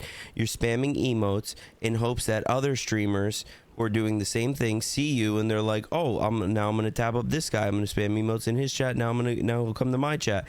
You know what I mean? Because I've done it. I've been there. When I started, I was like, oh, cool. I'm gonna do this. It's inauthentic. It's inauthentic. Well, It's not networking, and I hate that people say that it's networking. It's not. Yeah, it's not. Well, you hit the nail right on the head, and I think that's also kind of interesting. The fact that you first of all, thank you for your honesty, but you were doing that because you felt like that was the thing to do, right? Because you were learning along the way, and you're like, what networking and what you've been told. This is a newer experience. You're filtering through different people and just figuring out which way, the direction the wind is blowing and so on and so forth. And then something clicked in you and you're like, this doesn't seem right. And then the more experience you gain, you realize, okay, this is garbage, but this is actually good or whatever. And these are the kinds of things that, especially fathers like us at this point, and I don't want to put words in your mouth, these are the kinds of things that if we had the ability to actually help get the word out and teach people who are willing to listen, it's not, I don't want to sound like, arrogant. It's not like I have all this wisdom or whatever. It's not that, but learn from my mistakes, right? But the problem with that is then, again, back to the degeneracy, people don't want to see that. Dude, did you know that Aiden Ross on his own live stream, when he was when he was streaming along with Andrew Tate, a very controversial figure, right? Mm-hmm. Tate was essentially very aggressively encouraging him to contribute to society. I'm just keeping it super simple. And Aiden said, I'm paraphrasing this, but he basically said in his own words, my community does not want to see me help. They came for the degeneracy. He used those words. He's like, they came because of delinquency or something like that. Like, if that doesn't tell you the problem with the industry, I don't know what does. Which goes back to our initial point. What chance do we actually truly have? It's a hypothetical, a theoretical question, right? I don't know about you. I'm going to continue to stay the course and fight the good fight and defend my fellow brother and sister who's been wronged or whatever the case may be. But I'm going to do it in a very different way, because in the beginning, I was trying to infiltrate and I got what I needed to get, right? Yeah. Now I'm a verified partner. There's a business side of this. I wasn't fucking around, dude. I knew exactly what I was doing. Now that I got it, I've seen the ins and outs of it specifically on this platform. I now know how to proceed, which now I'm going to turn this back to you. Yeah, let me. I know I really did. We can talk about that too. You got a charity check mark. So let me ask. Speaking of the check mark, this is the question I always love to ask other streamers, and I'm asking you this right now, Chef, and anybody in the chat. By the way, if you guys have any questions, fire away, man. I know we're just flapping our gums. Yeah, questions in the chat, please, guys, at me so I see them. I know the chat's not flying, but just definitely if you have anything that you want to add to the conversation. I've been reading along. I know I haven't really been chatting in the chat. I've just been listening to Chavez and what he's saying, so I know where the conversation's going. But if you have any questions, please ask them. This is a no holds bars. Anything you got to say is cool. The question that I have is truly, honestly, what is the purpose of the check mark? What's the value? What's the significance? What does it mean? In your own words, what does the check mark mean to you, Chef? It's a status thing. I think personally, it's a sort of like it's like a trophy. I would say it as a trophy. You know, you've reached a certain thing. It's like, why do people get play buttons when they hit things on YouTube's? You know what I mean? It's a trophy. It's something that is a status thing. I think when people see the check mark, they think, oh, this guy is really good at his craft. That's why I think it's a problem that it's just diluted to people with shitty mics. And that bothers me so much. I hate people with shitty mics. I hate when you stream and you have a shitty mic. Dude, fix your damn mic, bro. Get a new mic. You're a kick partner now. At least spend $100 to get a new mic. I hate bad audio. Well, from a musician's background, I can back that up as well. People like us absolutely just it's cringe to hear a crackle or a pop or low frequency or just something that's not in tune as it should be. But I do want to back up real quick and say that these are the things that I am grateful for Kick about in terms of well, I guess if anything, what the check mark used to mean, the significance of it. The new metrics, I think, have absolutely destroyed everything. We can talk about that in a minute if you'd like. But the beginning journey of partnership and verification was very, very different. And there was a very, very small window where it was actually, it was a sense of accomplishment. It really was. And I am very, very grateful. I don't want anybody to take this out of context. I am very grateful for my partnership with Kick. I'm very grateful for the verification. I'm very grateful for my community, for everything the platform has done. And again, I'll give them flowers for sure. But digging down, getting down to the nitty gritty of things, there's just the harsh reality of, okay, well, now that we have it, okay, we're here, but now what? It's like when you beat a game, what's the replay value? Yeah. Right. So how do we move forward? How do we progress? What's next? I don't know about you, but I don't see the live music category growing. I still don't see a full-on, legitimate, full-on public API. I don't know about you, but I don't see kicks coming out. I don't see these channel points or whatever. And instead, what I see, of course, this is a little bit behind on the past here, but they prioritized a Kick app on a streaming service, a Kick app on, say, an Apple TV or Roku or whatever, over kicks and public APIs and channel points and tons of other different things. I mean, granted, that's their own prerogative. It's their business. I get it. But from a logical perspective and a point of view, an objective point of view, I fail to see the importance for the very reason of the things you just said. Like, dude, me and my wife aren't going to sit down and just watch a stream. Like, dude, if anybody's watching a stream, they're watching it from their mobile phone or they're tabbing people up anyway on their own stream. Yeah, What's an app going to do? That's me. That's me, dude. I'll sit there at work, and I've gone into your stream a couple times, like Cracky Reads in the chat. Like I go into his stream while I'm at work, I watch it, listen to it, and then when I'm home, if I'm pulling up a stream, I'm probably doing something like editing. Like I'm not, even if I'm just gaming off stream, like I'm not pulling up a stream. I have to be doing something that's like I can kind of listen to something in the background. And even then, I'm active. I'm not gonna sit there and be just an emo guy, or if it's a homie that I know is trying to push his metrics to get partner or something. I'll come in, I'll chat a little bit, say what's up, and then I'll hit him with a lurk. Yeah.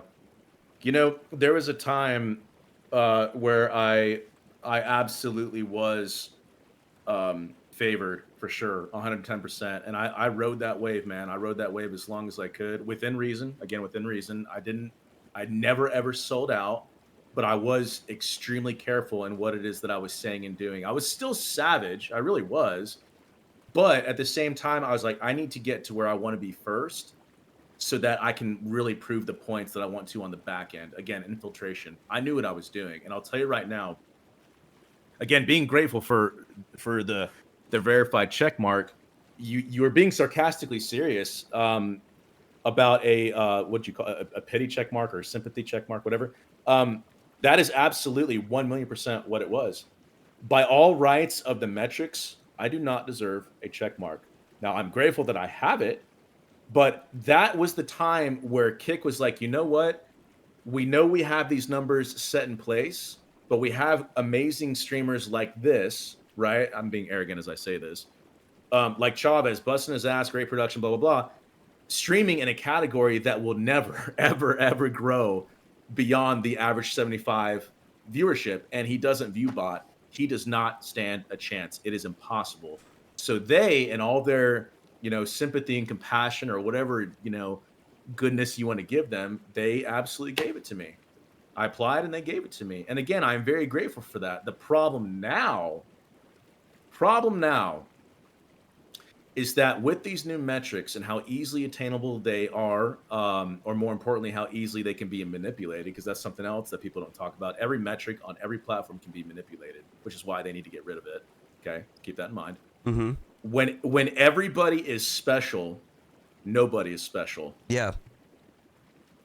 Right? Back to my initial question, what is the significance of the check mark now? Like, seriously, break it down. What is the significance of it right now in this current state that Kick is in? You got some messages here in chat. I'm actually gonna read them while you talk. And I don't know. I just think that's so fascinating to me. And of course, partner is a whole nother different thing. But it's the trophy. And at one point, well, even now, I think basically all the check mark has come down to is essentially just not even bragging rights. Really, I can't even say that. Back in the day, it was something to be like, I worked hard for this. Awesome, great. Somebody like me, I was grateful for this. Guys took care of me because they saw the value of me. It is attainable, right? Yeah. But then you see all these other people bitching and griping and complaining. I deserve the check mark. And I just want to ask in every single one, what is it going to do for you? I've asked people that face to face, and they can never give me a solid answer. Well, I just want it. Yeah, well, why? I don't know. Do you get any additional monetary gain from it? I don't know. What about emotes? Do you have any emotes unlocked? Do you have I would any other say perks, it is sort of a status thing that could help you with sponsorships, getting better deals with sponsorships. Sure. 100%. I'll give Now, you that. yes, you're right. It is diluted. It is everybody special at this point. We all got the participation trophy, except for me. I don't get the participation. I don't get nothing. But that's besides the point. I honestly think that I'm at the point in my career where I will not get the check mark unless I am truly sitting at 75 viewers nonstop, and I've made my brand, name for my brand elsewhere that is incentivizing people to come over here, and that's fine. That's fine. I'm not expecting. I never expected anything handed out to me for free, but I don't like this idea of a Cracky Reed said it in chat, is that when people get the check marks for free, they for doing just like the charity check marks and things like that, or maybe they're close to the metrics but they get them anyway. It pits people against each other. It pits like the friends against each other. Like I wouldn't be lying if I said that I was like, man, why is Chavez getting his check mark but I'm not getting my check mark? Sure. You did we both have done pretty much the same things on this platform, in a sense, where like we've both been a part of the front page program when it was in testing and all of that. And why is he reaching this landmark but I'm not? Is it, what did I do? Did I say something that's wrong? I mean, Chavez says things that are not divisive very all the friendly. time. So what did I do? Yeah. What did I do? What did I do to get out of the good graces of the platform that I wanted to call home, that I want to grow on? What did I do? Is it because I tweeted something? Is it because I said something on stream? I'm just trying to be honest about things. I can't sit here and, sorry, there's something on my desk. I can't sit here and say,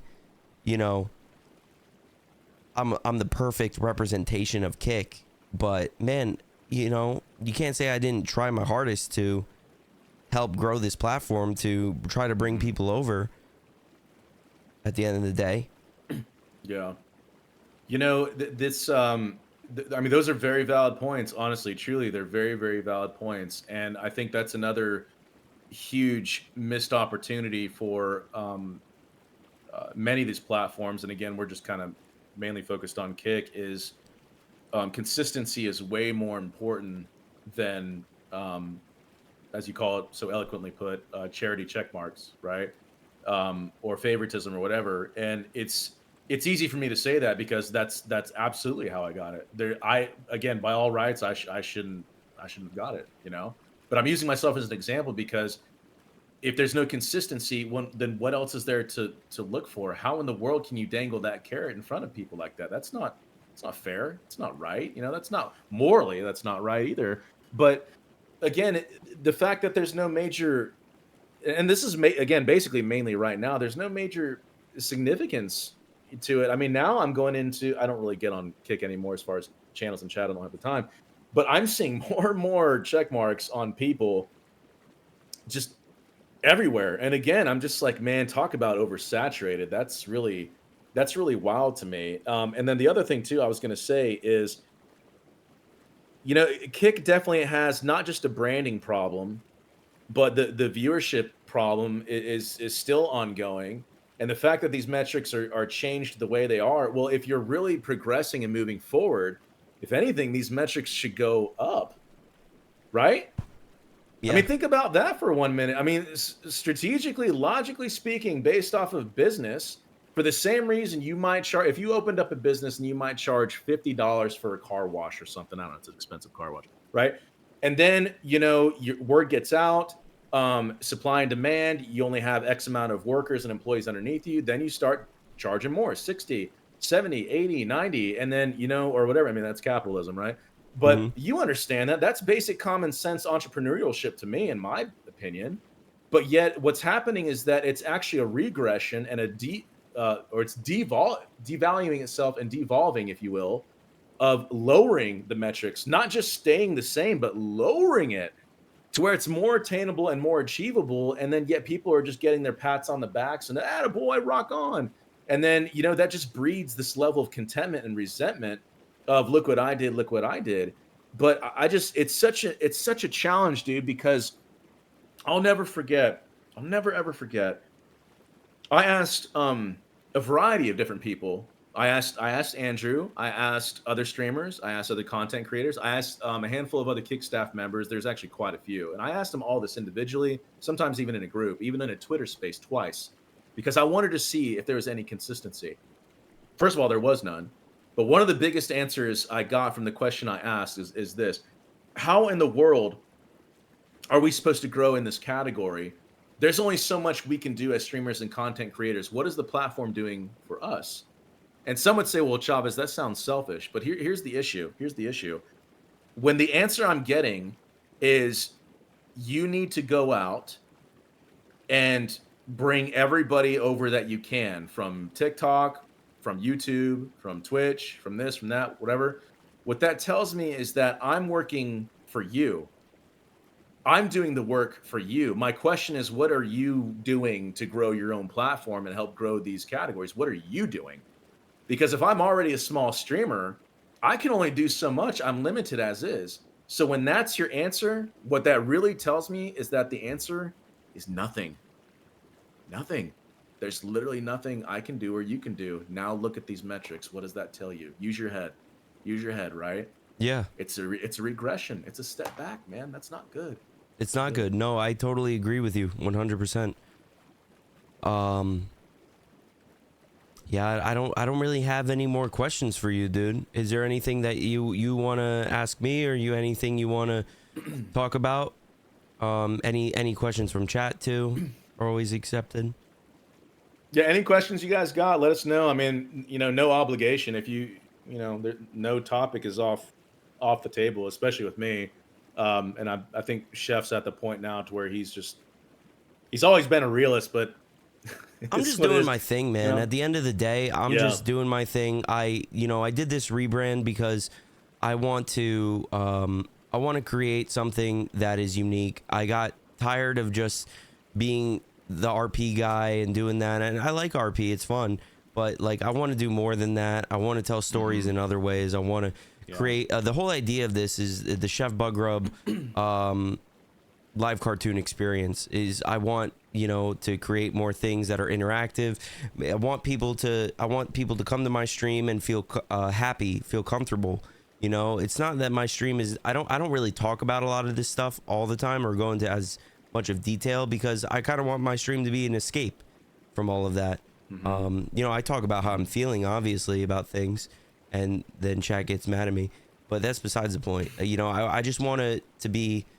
I want it to be a fun place that's different than what everybody else is doing.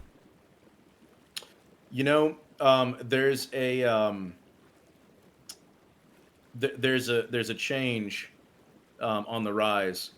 I don't advertise, I don't promote, I don't talk about this because I am working very diligently behind the scenes with very important people. And these things take a significant amount of time. Patience always pays off for different ideas that I have that are not just a proof of concept, but I can see that it's working in real time in various ways. I'm speaking so vaguely here because it's IP, it's intellectual property. Yeah. I can't say. However, what I will say is that the time of the big streamer is slowly but surely coming to an end. They'll always be around as long as they're alive and doing their thing, but they're not going to be as big as people think until they do the next big shock and awe factor, right? The time of micro influencers is on the rise. I'm telling you guys, anybody listening to me very carefully, the time of the actual small streamer trying to do the right thing and It's the our time, micro baby. influencer, it is absolutely on the rise. It's going to take time. It's going to take some time, and we all need to be patient with it. However, businesses and corporations are so fed up with these fake, phony degenerates that have millions of followers that are in a scandal every other week. They're tired of bailing them out. Evil begets evil. All it knows is destruction, and it's going to destroy itself. What does that mean? There's freaking plenty for the taking. All of it. There's plenty to go around for all of us. And that's why I see the value proposition long term, because I'm already 20 steps ahead in everything that I see coming down the pipe. I'm investing in certain areas that I can with the little money I have or whatever. But my point is this: at the end of the day, patience always pays off, and time will reveal itself in what needs to be done and what decisions need to be made, right? Yes. And I want to encourage you, Chef, and anybody else listening to me, whether it be on YouTube or whatever channel this is on, or whoever's viewing this or whatever, do not be discouraged. You have to stand up for something, otherwise you'll fall for anything. Please do not be scared to speak the actual truth, not your truth, not somebody else's truth. Do your own damn research, make up your own damn mind, and speak the truth. And do not be afraid to say that to where, oh, like, let me second guess myself. Oh, this partner here, this sponsor here. Like, no, you have to stand up for something. The time is now, and it's only going to evolve and grow, and eventually it's just going to overtake. It's going to absolutely overtake all this noise that we've been hearing for so long now. People are sick of it, man, and authenticity is going to reign supreme. So I just felt the need to say that. That's good, I man. think we got That's a few good. questions in the chat, by the way. Yeah. Hold on. All right. So we got DJ Guns. With everything you guys know, what would you do differently to boost your brand? Do you want to go first? What I would do, golly, what I would probably do for starters is set aside X amount of dollars to actually pay somebody to do marketing and promoting for me. I don't have the time to do that. I would have gone, and this is strictly from a business perspective here, I would have set aside some money for that. I also would have taken the time to, and a lot of this just revolves around time, to be honest with you, set more realistic, attainable goals for myself. Because I had an expectation, I had an idea, but I was also open-minded, and I tried to hold myself to a standard that I thought was attainable, and I just fell flat on my face when I first started. I think the last thing I'll say is I would have asked way more questions, but in my defense, I didn't know what questions to ask. Yeah. I just went into conversations, I interacted with people, but I had the filter in my mind of saying, okay, this person might be successful in terms of how much money they're making, but they're an idiot. They're not smart. they're just selling their souls like everybody else. So I didn't heed to that advice at all. So that would be my answer for that. That's a great question. What about you, Chef? What I would do to boost my brand? Oh, that's a tough question because you know, I just went through this rebrand and everything. If I went back to the beginning of it all, I would have focused more on my strengths, things I was good at, things like music, things like art. I would have really pushed that more. I would have maybe learned because I don't know, I'm still the kind of guy that watches the How to Grow on Twitch in 2025 videos. You know what I mean? I would have watched more of that stuff, tried to learn a little bit more. That's such a hard question. It's a like, great I feel question. like feel like I'm not like I don't regret anything I've done. I would maybe pick my battles a little bit better. I would maybe just think a little bit extra about the things that I say online and do. I would tell myself that you're doing enough. That there's people that are always going to cheat, that are always going to be ahead of you, no matter what. That's probably what I would say. There's always a choice to do what is right and what is easy. And the majority of those who are, quote, successful have stayed in their lane for far too long, or they've sold their souls. There's good people out there, for sure. They're a diamond in the rough. They're incredibly hard to find, but they're there. And I would hope so bad that platforms and companies and content creators and streamers would absolutely raise the bar and have a better standard that is actually based upon giving and supporting, and I mean real legit support. I will give some flowers to this newer platform called Noice, Noice. I'm not a partner. They're not paying me to say this at all, but I think they're on to something. I think they're on to something for sure. Here's a little bit of free marketing and advertisement. But I think they're doing some really unique things. I had the honor and privilege of speaking with the CEO for just a little bit. It wasn't a super long conversation, but I think where many platforms have failed in the past, others are looking at those mistakes and they're looking forward not to repeat those mistakes. Somebody had to go in the front lines. That's just business 101. Somebody had to really screw some things up. Kick did some amazingly awesome good things, and they've done some god-awful terrible things. Twitch, rinse and repeat. Everybody has their issues. But I think Rumble is on the right path. And I think Noice is on the right path, and I'm going to be checking into Beamstream as well. So I've been doing this so long. So I'm just flapping my gums at this point. Yeah. So, dude, Twisted Aries wants to know, how large are your guys' balls? You've been in that hot tub for almost 3 hours. They must be large. Well, they were large before I got into the hot tub.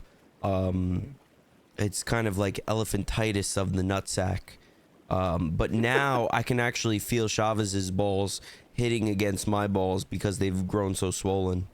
but not too hard though. That's the key. It's a gentle, like brush. Yeah, it's like the bubbles keep moving, so it keeps kind of like brushing against me, and like I could feel like the long hair just like keeps poking me. But it's okay. I think we'll be fine. Hopefully. Hopefully, yeah. Was this your very first like interview style with this rebrand, or is the second? Yeah, this is my what? first interview style. We used to do one called what was it called? Back to the Drawing Board, which was mostly focused on artists. And it was cool. I like doing it. I like doing interviews a lot. Yeah.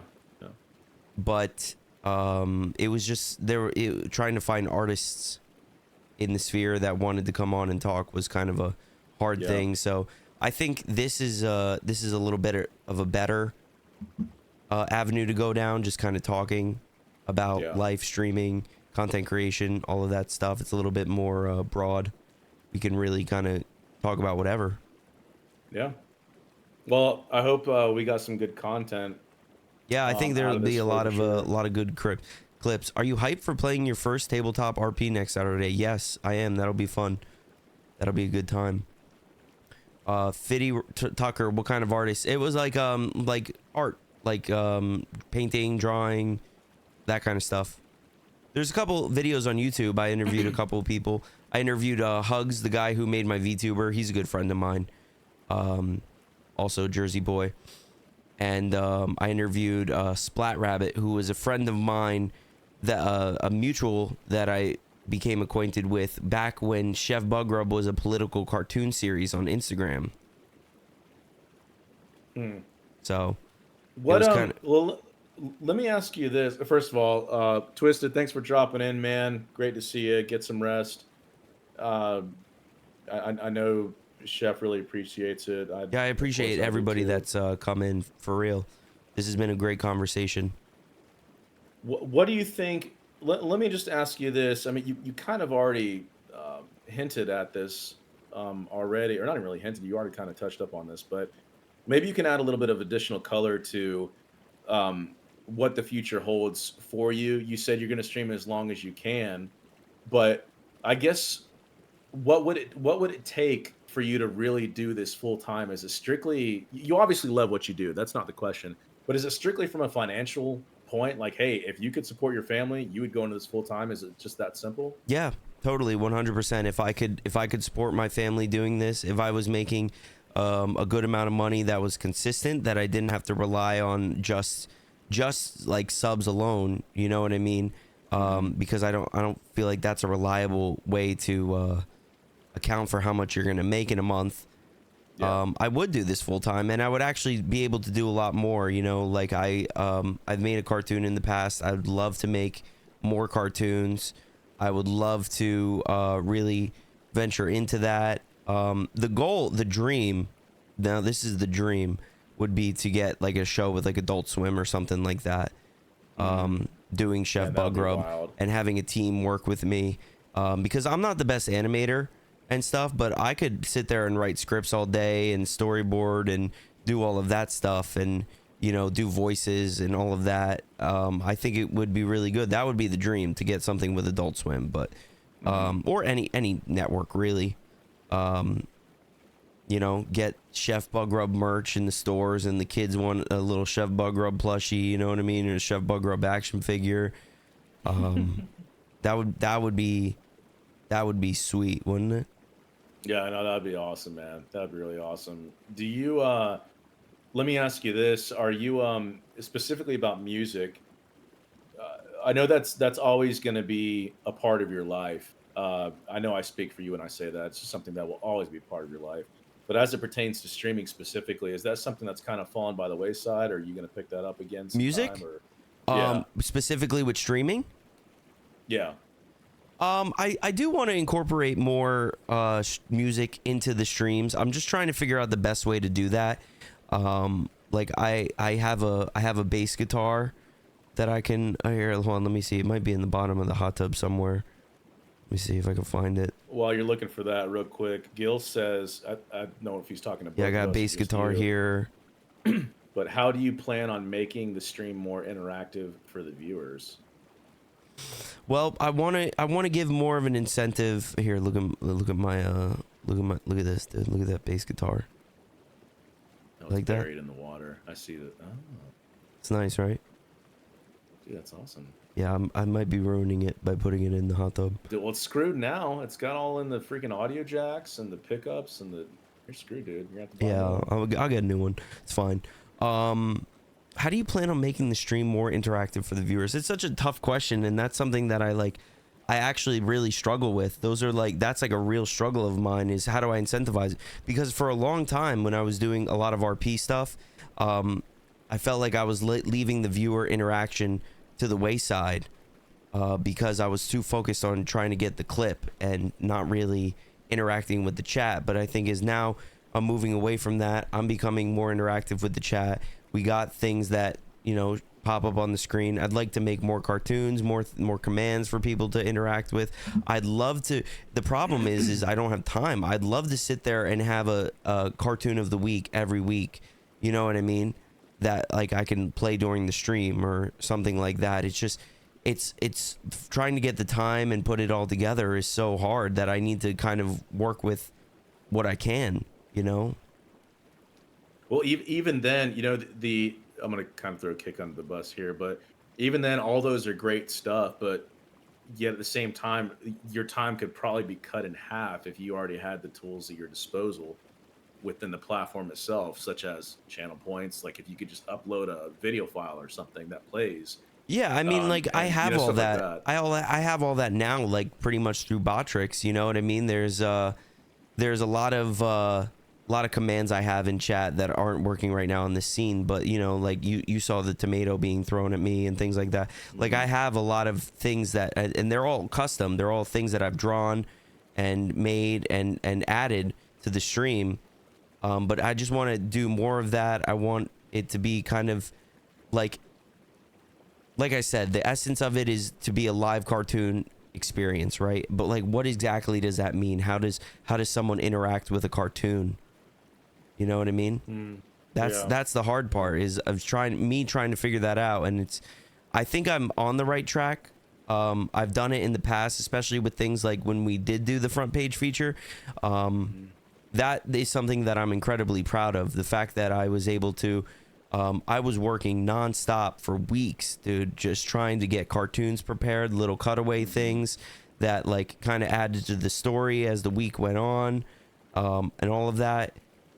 That was something that, you know, it was exhausting doing all of that. It was tiring.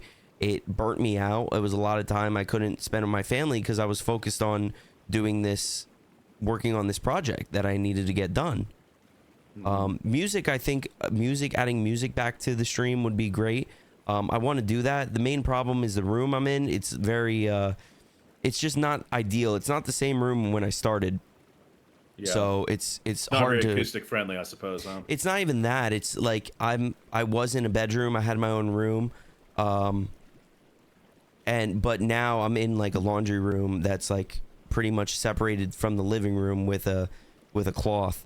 You know, so it's and it's like the wife's down there, the baby's down there. Me being loud is an issue already. So like singing, and I'm a loud singer when I play. So it's hard to yo, Bob Kick, thank you so much for the 5 gifted, dude. Thank you so much, bro. Oh, Bobby. Appreciate that, bro. I made that emo for Bob. Bob's a good guy. It's nice to meet you at DreamHack. Even though it was only for a little bit, but it was nice to meet you.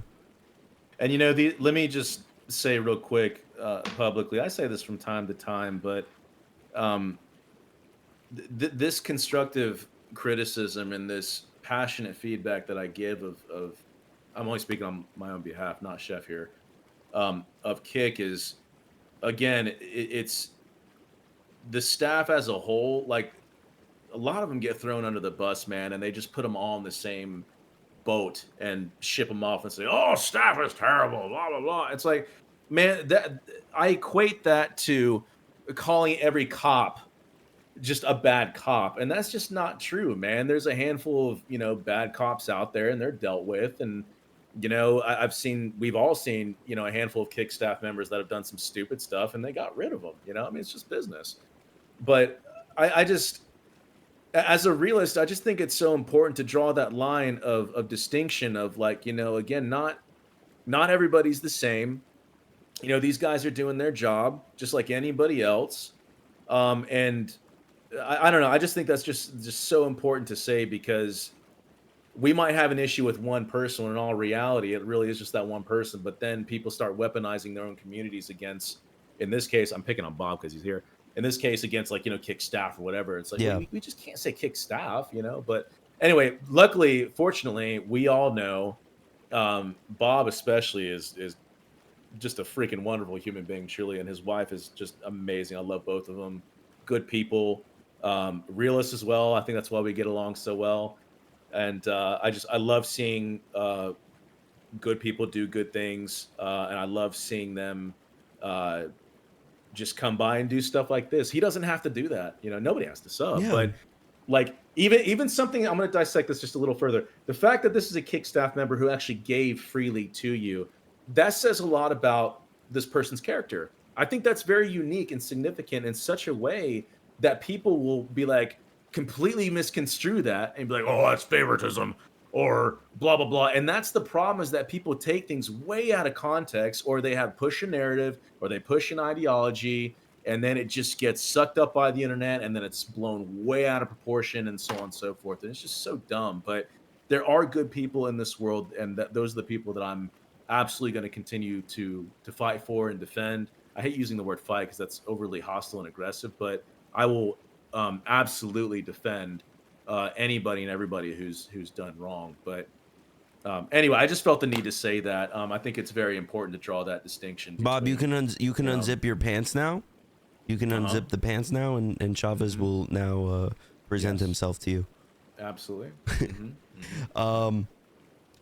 Yeah, I really don't have any problem with any Kick staff members. I just want to know what the damn notes are on my account. I just want to know. That's all I want to know. I can find out. I can find out for you. That's all I want to know is why what did I do? Well, you existed. I Chef. existed. I said So something. I said something existence is bad. just a problem in and of itself. Said That's not something even bad. related. You are a terrible person. This might be a question for you. Fiddy Tucker 69 wants to know: does Nice just take my Twitch streams and restream it to their site? I don't know. No, they are their own individual platform. They don't, or correction, I'm sorry. To my knowledge, no. I'm still learning about their platform, but they don't have a multi-streaming capability built into their platform. But it's just like a key and like how you would do it to Kick, right? yeah, I mean, it's just another stream key, URL, and that's it. The interface is very impressive. It's very, very clean. Very clean. I'll have to check it out. Yeah, it's, of course, it has a long way to go. You know, I think they went public in December, and now here it is, March. So they haven't been around very long. But I'm impressed with what I see right now, and I'll tell you the term gamify is going to be heavily used in the streaming space. And I hope Kick jumps on board with that sooner than later. Otherwise, they're going to be left behind. You know, we got crypto integration into Party. That's going to be the new standard. Hence, Rumble's $775 million Tether partnership. That's crypto. So coming down the pipe, guys. But also, like, Noise has a very unique approach of like gamifying like a card system. I'm still learning about it, but it's gamify. They can like the way it works, from my understanding from watching the streams and talking to people, is that it's like a card. It's like the viewer has a card game that they can pretty much in a way interact with the streamer, and they collect cards. So they like say it works with specific games like Fortnite or Dead by Daylight or Call of Duty, I think. But it'd be like, oh, is this like a thing will pop up and it'd be like, is the streamer gonna get these, you know, get this kill in the next 20 seconds, you know, and you can like bet your card and you can get cards back and things like that. It's like a game. Yeah. I'm going to ask one final question to you, just out of curiosity. Sure. Are there any conventions coming up that you want to go to? DreamHack or Midwest Fest or what? I would love to go to conventions. The problem is, man, it's just like, it's hard with having a kid and my wife, and, you know, like being away from them is tough. And you know, it's just really like, it's expensive too, you know? Like I like to go into DreamHack. I just don't feel like I genuinely gained something from going there. I don't feel like it was maybe worth the money. It was cool to be invited by them as a creator and all that, and I got to meet a lot of people. And yeah, like On Fire says, the conversations are an investment. Like it was cool to sit down with you, and he just ate the Roach, who's a big homie of mine, and we all had lunch and everything. Like that was great, you know what I mean? It sucks that it's like just centered around a convention, and like we couldn't do that all the time, but you know, it's I did sign up for the Uprise. So we'll see. If I win, then maybe I'll get to go to DreamHack Dallas for free. Interesting. So we'll see. So yeah, oh yeah, so there you go. I'm gonna be incorporating more music. There you go. I'm gonna be working on stuff for that. Very cool, man. Well, I'll tell you, if I don't want to speak too hastily or prematurely and or sound overly ambitious, but if I end up getting into any of these positions that I'm talking about, man, as I've always said to everybody who's actually real, wherever I go, you go. Wherever you go, I go. This I isn't, appreciate that, man. Likewise. it's not a, a prime example of leadership is servanthood. And I think a lot of people in this industry miss that, especially the guys. We're meant to be leaders, and they don't take responsibility for the things that they say and do, or really genuinely look out for the little guy. It's just every man for himself. And I just think that's so important. And I guess the last thing I'll say is, especially focused on music, man, that will always be my passion. I think a lot of these platforms, all of them, every single one of them, is sitting on a gold mine with music, and they either don't care enough, or they don't know how to do it, or whatever. But there's a huge market for music streamers, and I have a whole list of ideas that I'm not going to be sharing. I shared a few publicly in the past already, but I came up with even more ideas that are way more It's good, man. concept, that are very unique, that Yeah, I've I never might- seen anybody do. I might be I might try to live stream my my band's show, because we got a show coming up, so I might try to live stream it. But that's something too, is like I do a lot with my band. Like we have a new song coming out on the 4th. Check out Cave Art, one word.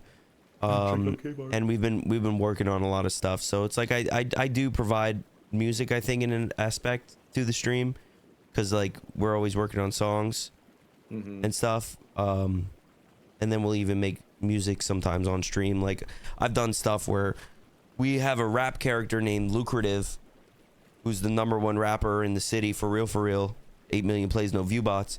And like we've made songs for him and things like that, stupid rap songs.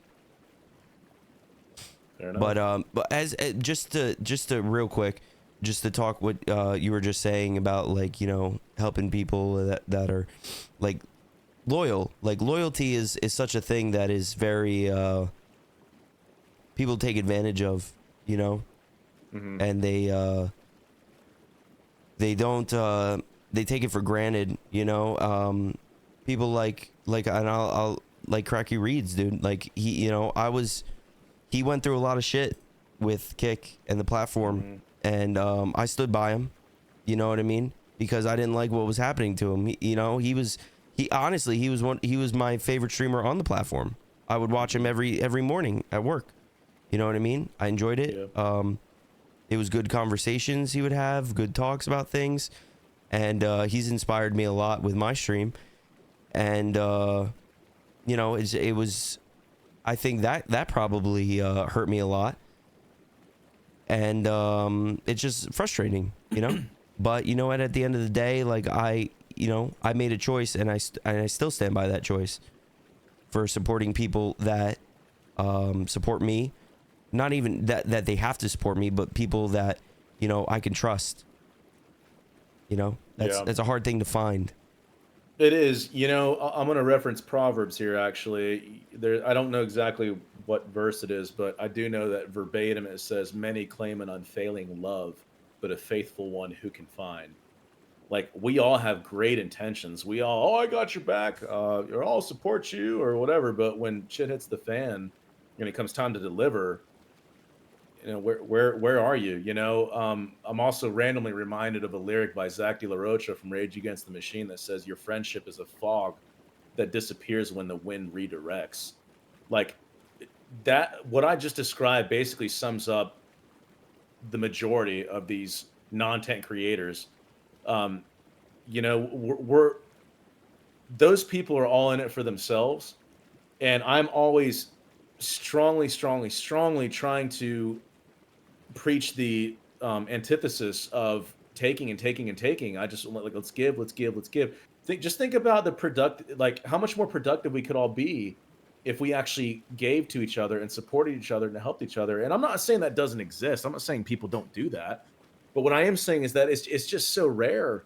it's just so very rare. And if people would just not think so inwardly, and they were focused on, essentially outwardly, that, I mean, together we can all accomplish some great things. But at the end of the day, man, the problem is the people that isolate themselves. Nobody can do this alone. Yeah.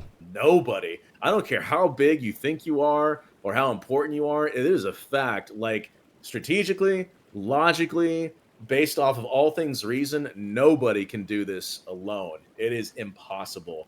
And you cannot burn any bridges that you're not willing to, rebuild, essentially, either, too. But anyway, I'll close with that, man. The biggest thing, the biggest takeaway from me, for anybody listening to this, and I hope this makes one of the clips, Chef, is that I have a passion for people. I genuinely care about the well-being of people. But I got to tell you, as a realist, it's getting harder and harder and harder to love people, and it's getting easier and easier to hate them.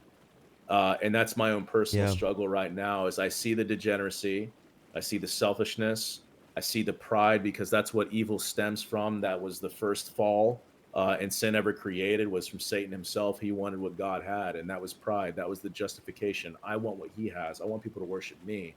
And fast forward, thousands of years later, here we are now. And what has changed? Look at us now.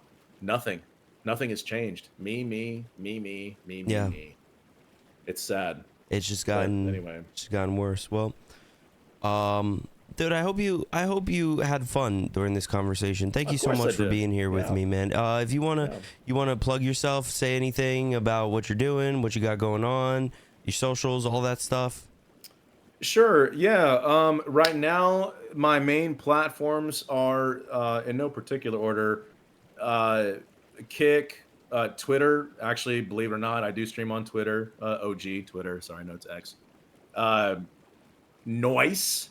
Checking out that platform over there, and Rumble. Those are my 4 main platforms. I can't really take on any more platforms right now. Please, if anything, guys, go give me a follow. Again, I do live drum requests. That's it's my jam. In fact, you can see, let me get out of the way real quick. I don't know if the camera can catch it, but this is literally what I do. I take live requests on stream. I'll play anything and everything I can get my sticks on. I'm not the best drummer by any means. Most of you guys know this already. Secondly, I do chatting segments, chatting with Chavez, and stuff like this. We talk about very divisive topics that make people feel uncomfortable. If you're easily offended, if you take things personally and you're of weak mindset and you're a shallow person, don't even bother coming in and talking to me. You will be dismantled. I guarantee it. Third and lastly, is gaming. I'm really wanting to get back into one of my small secrets here.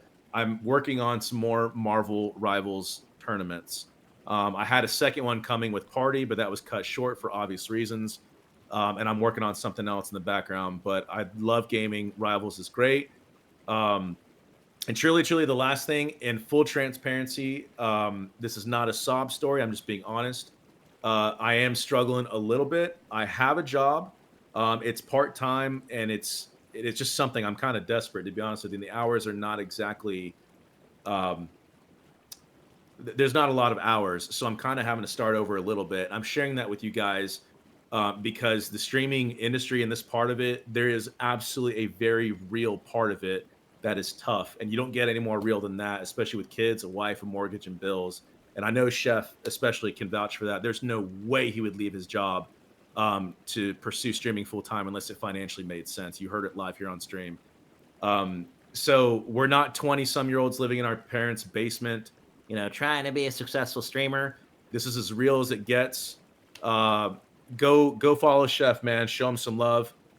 Formerly known as Golden Boy Brian, has got a heart of gold. He's deserves dead. way more. So he is dead. I killed him. Yeah, I was there. I'm the one who helped you do it. Yeah, he's dead. So there. He's actually in the bottom of this hot tub. That's what you've been. What that is? Yeah, that's what you've been pushing your feet on. Oh, okay. Well, shit, man. All right. All right, guys. Well, thank you guys for tuning in to this episode of In the Hot Tub with Chef Buggrub featuring Chavezflexingtn. Be sure to like, comment, and subscribe on the YouTubes as well to catch more of these interviews. And follow us on Kick, Twitch, Rumble, X, everywhere. Chef Buggrub, the #1 interactive cartoon live stream on the internet, baby. And if you don't follow, then I'm gonna hunt you down, and I'm gonna also put you in the hot tub. So take that.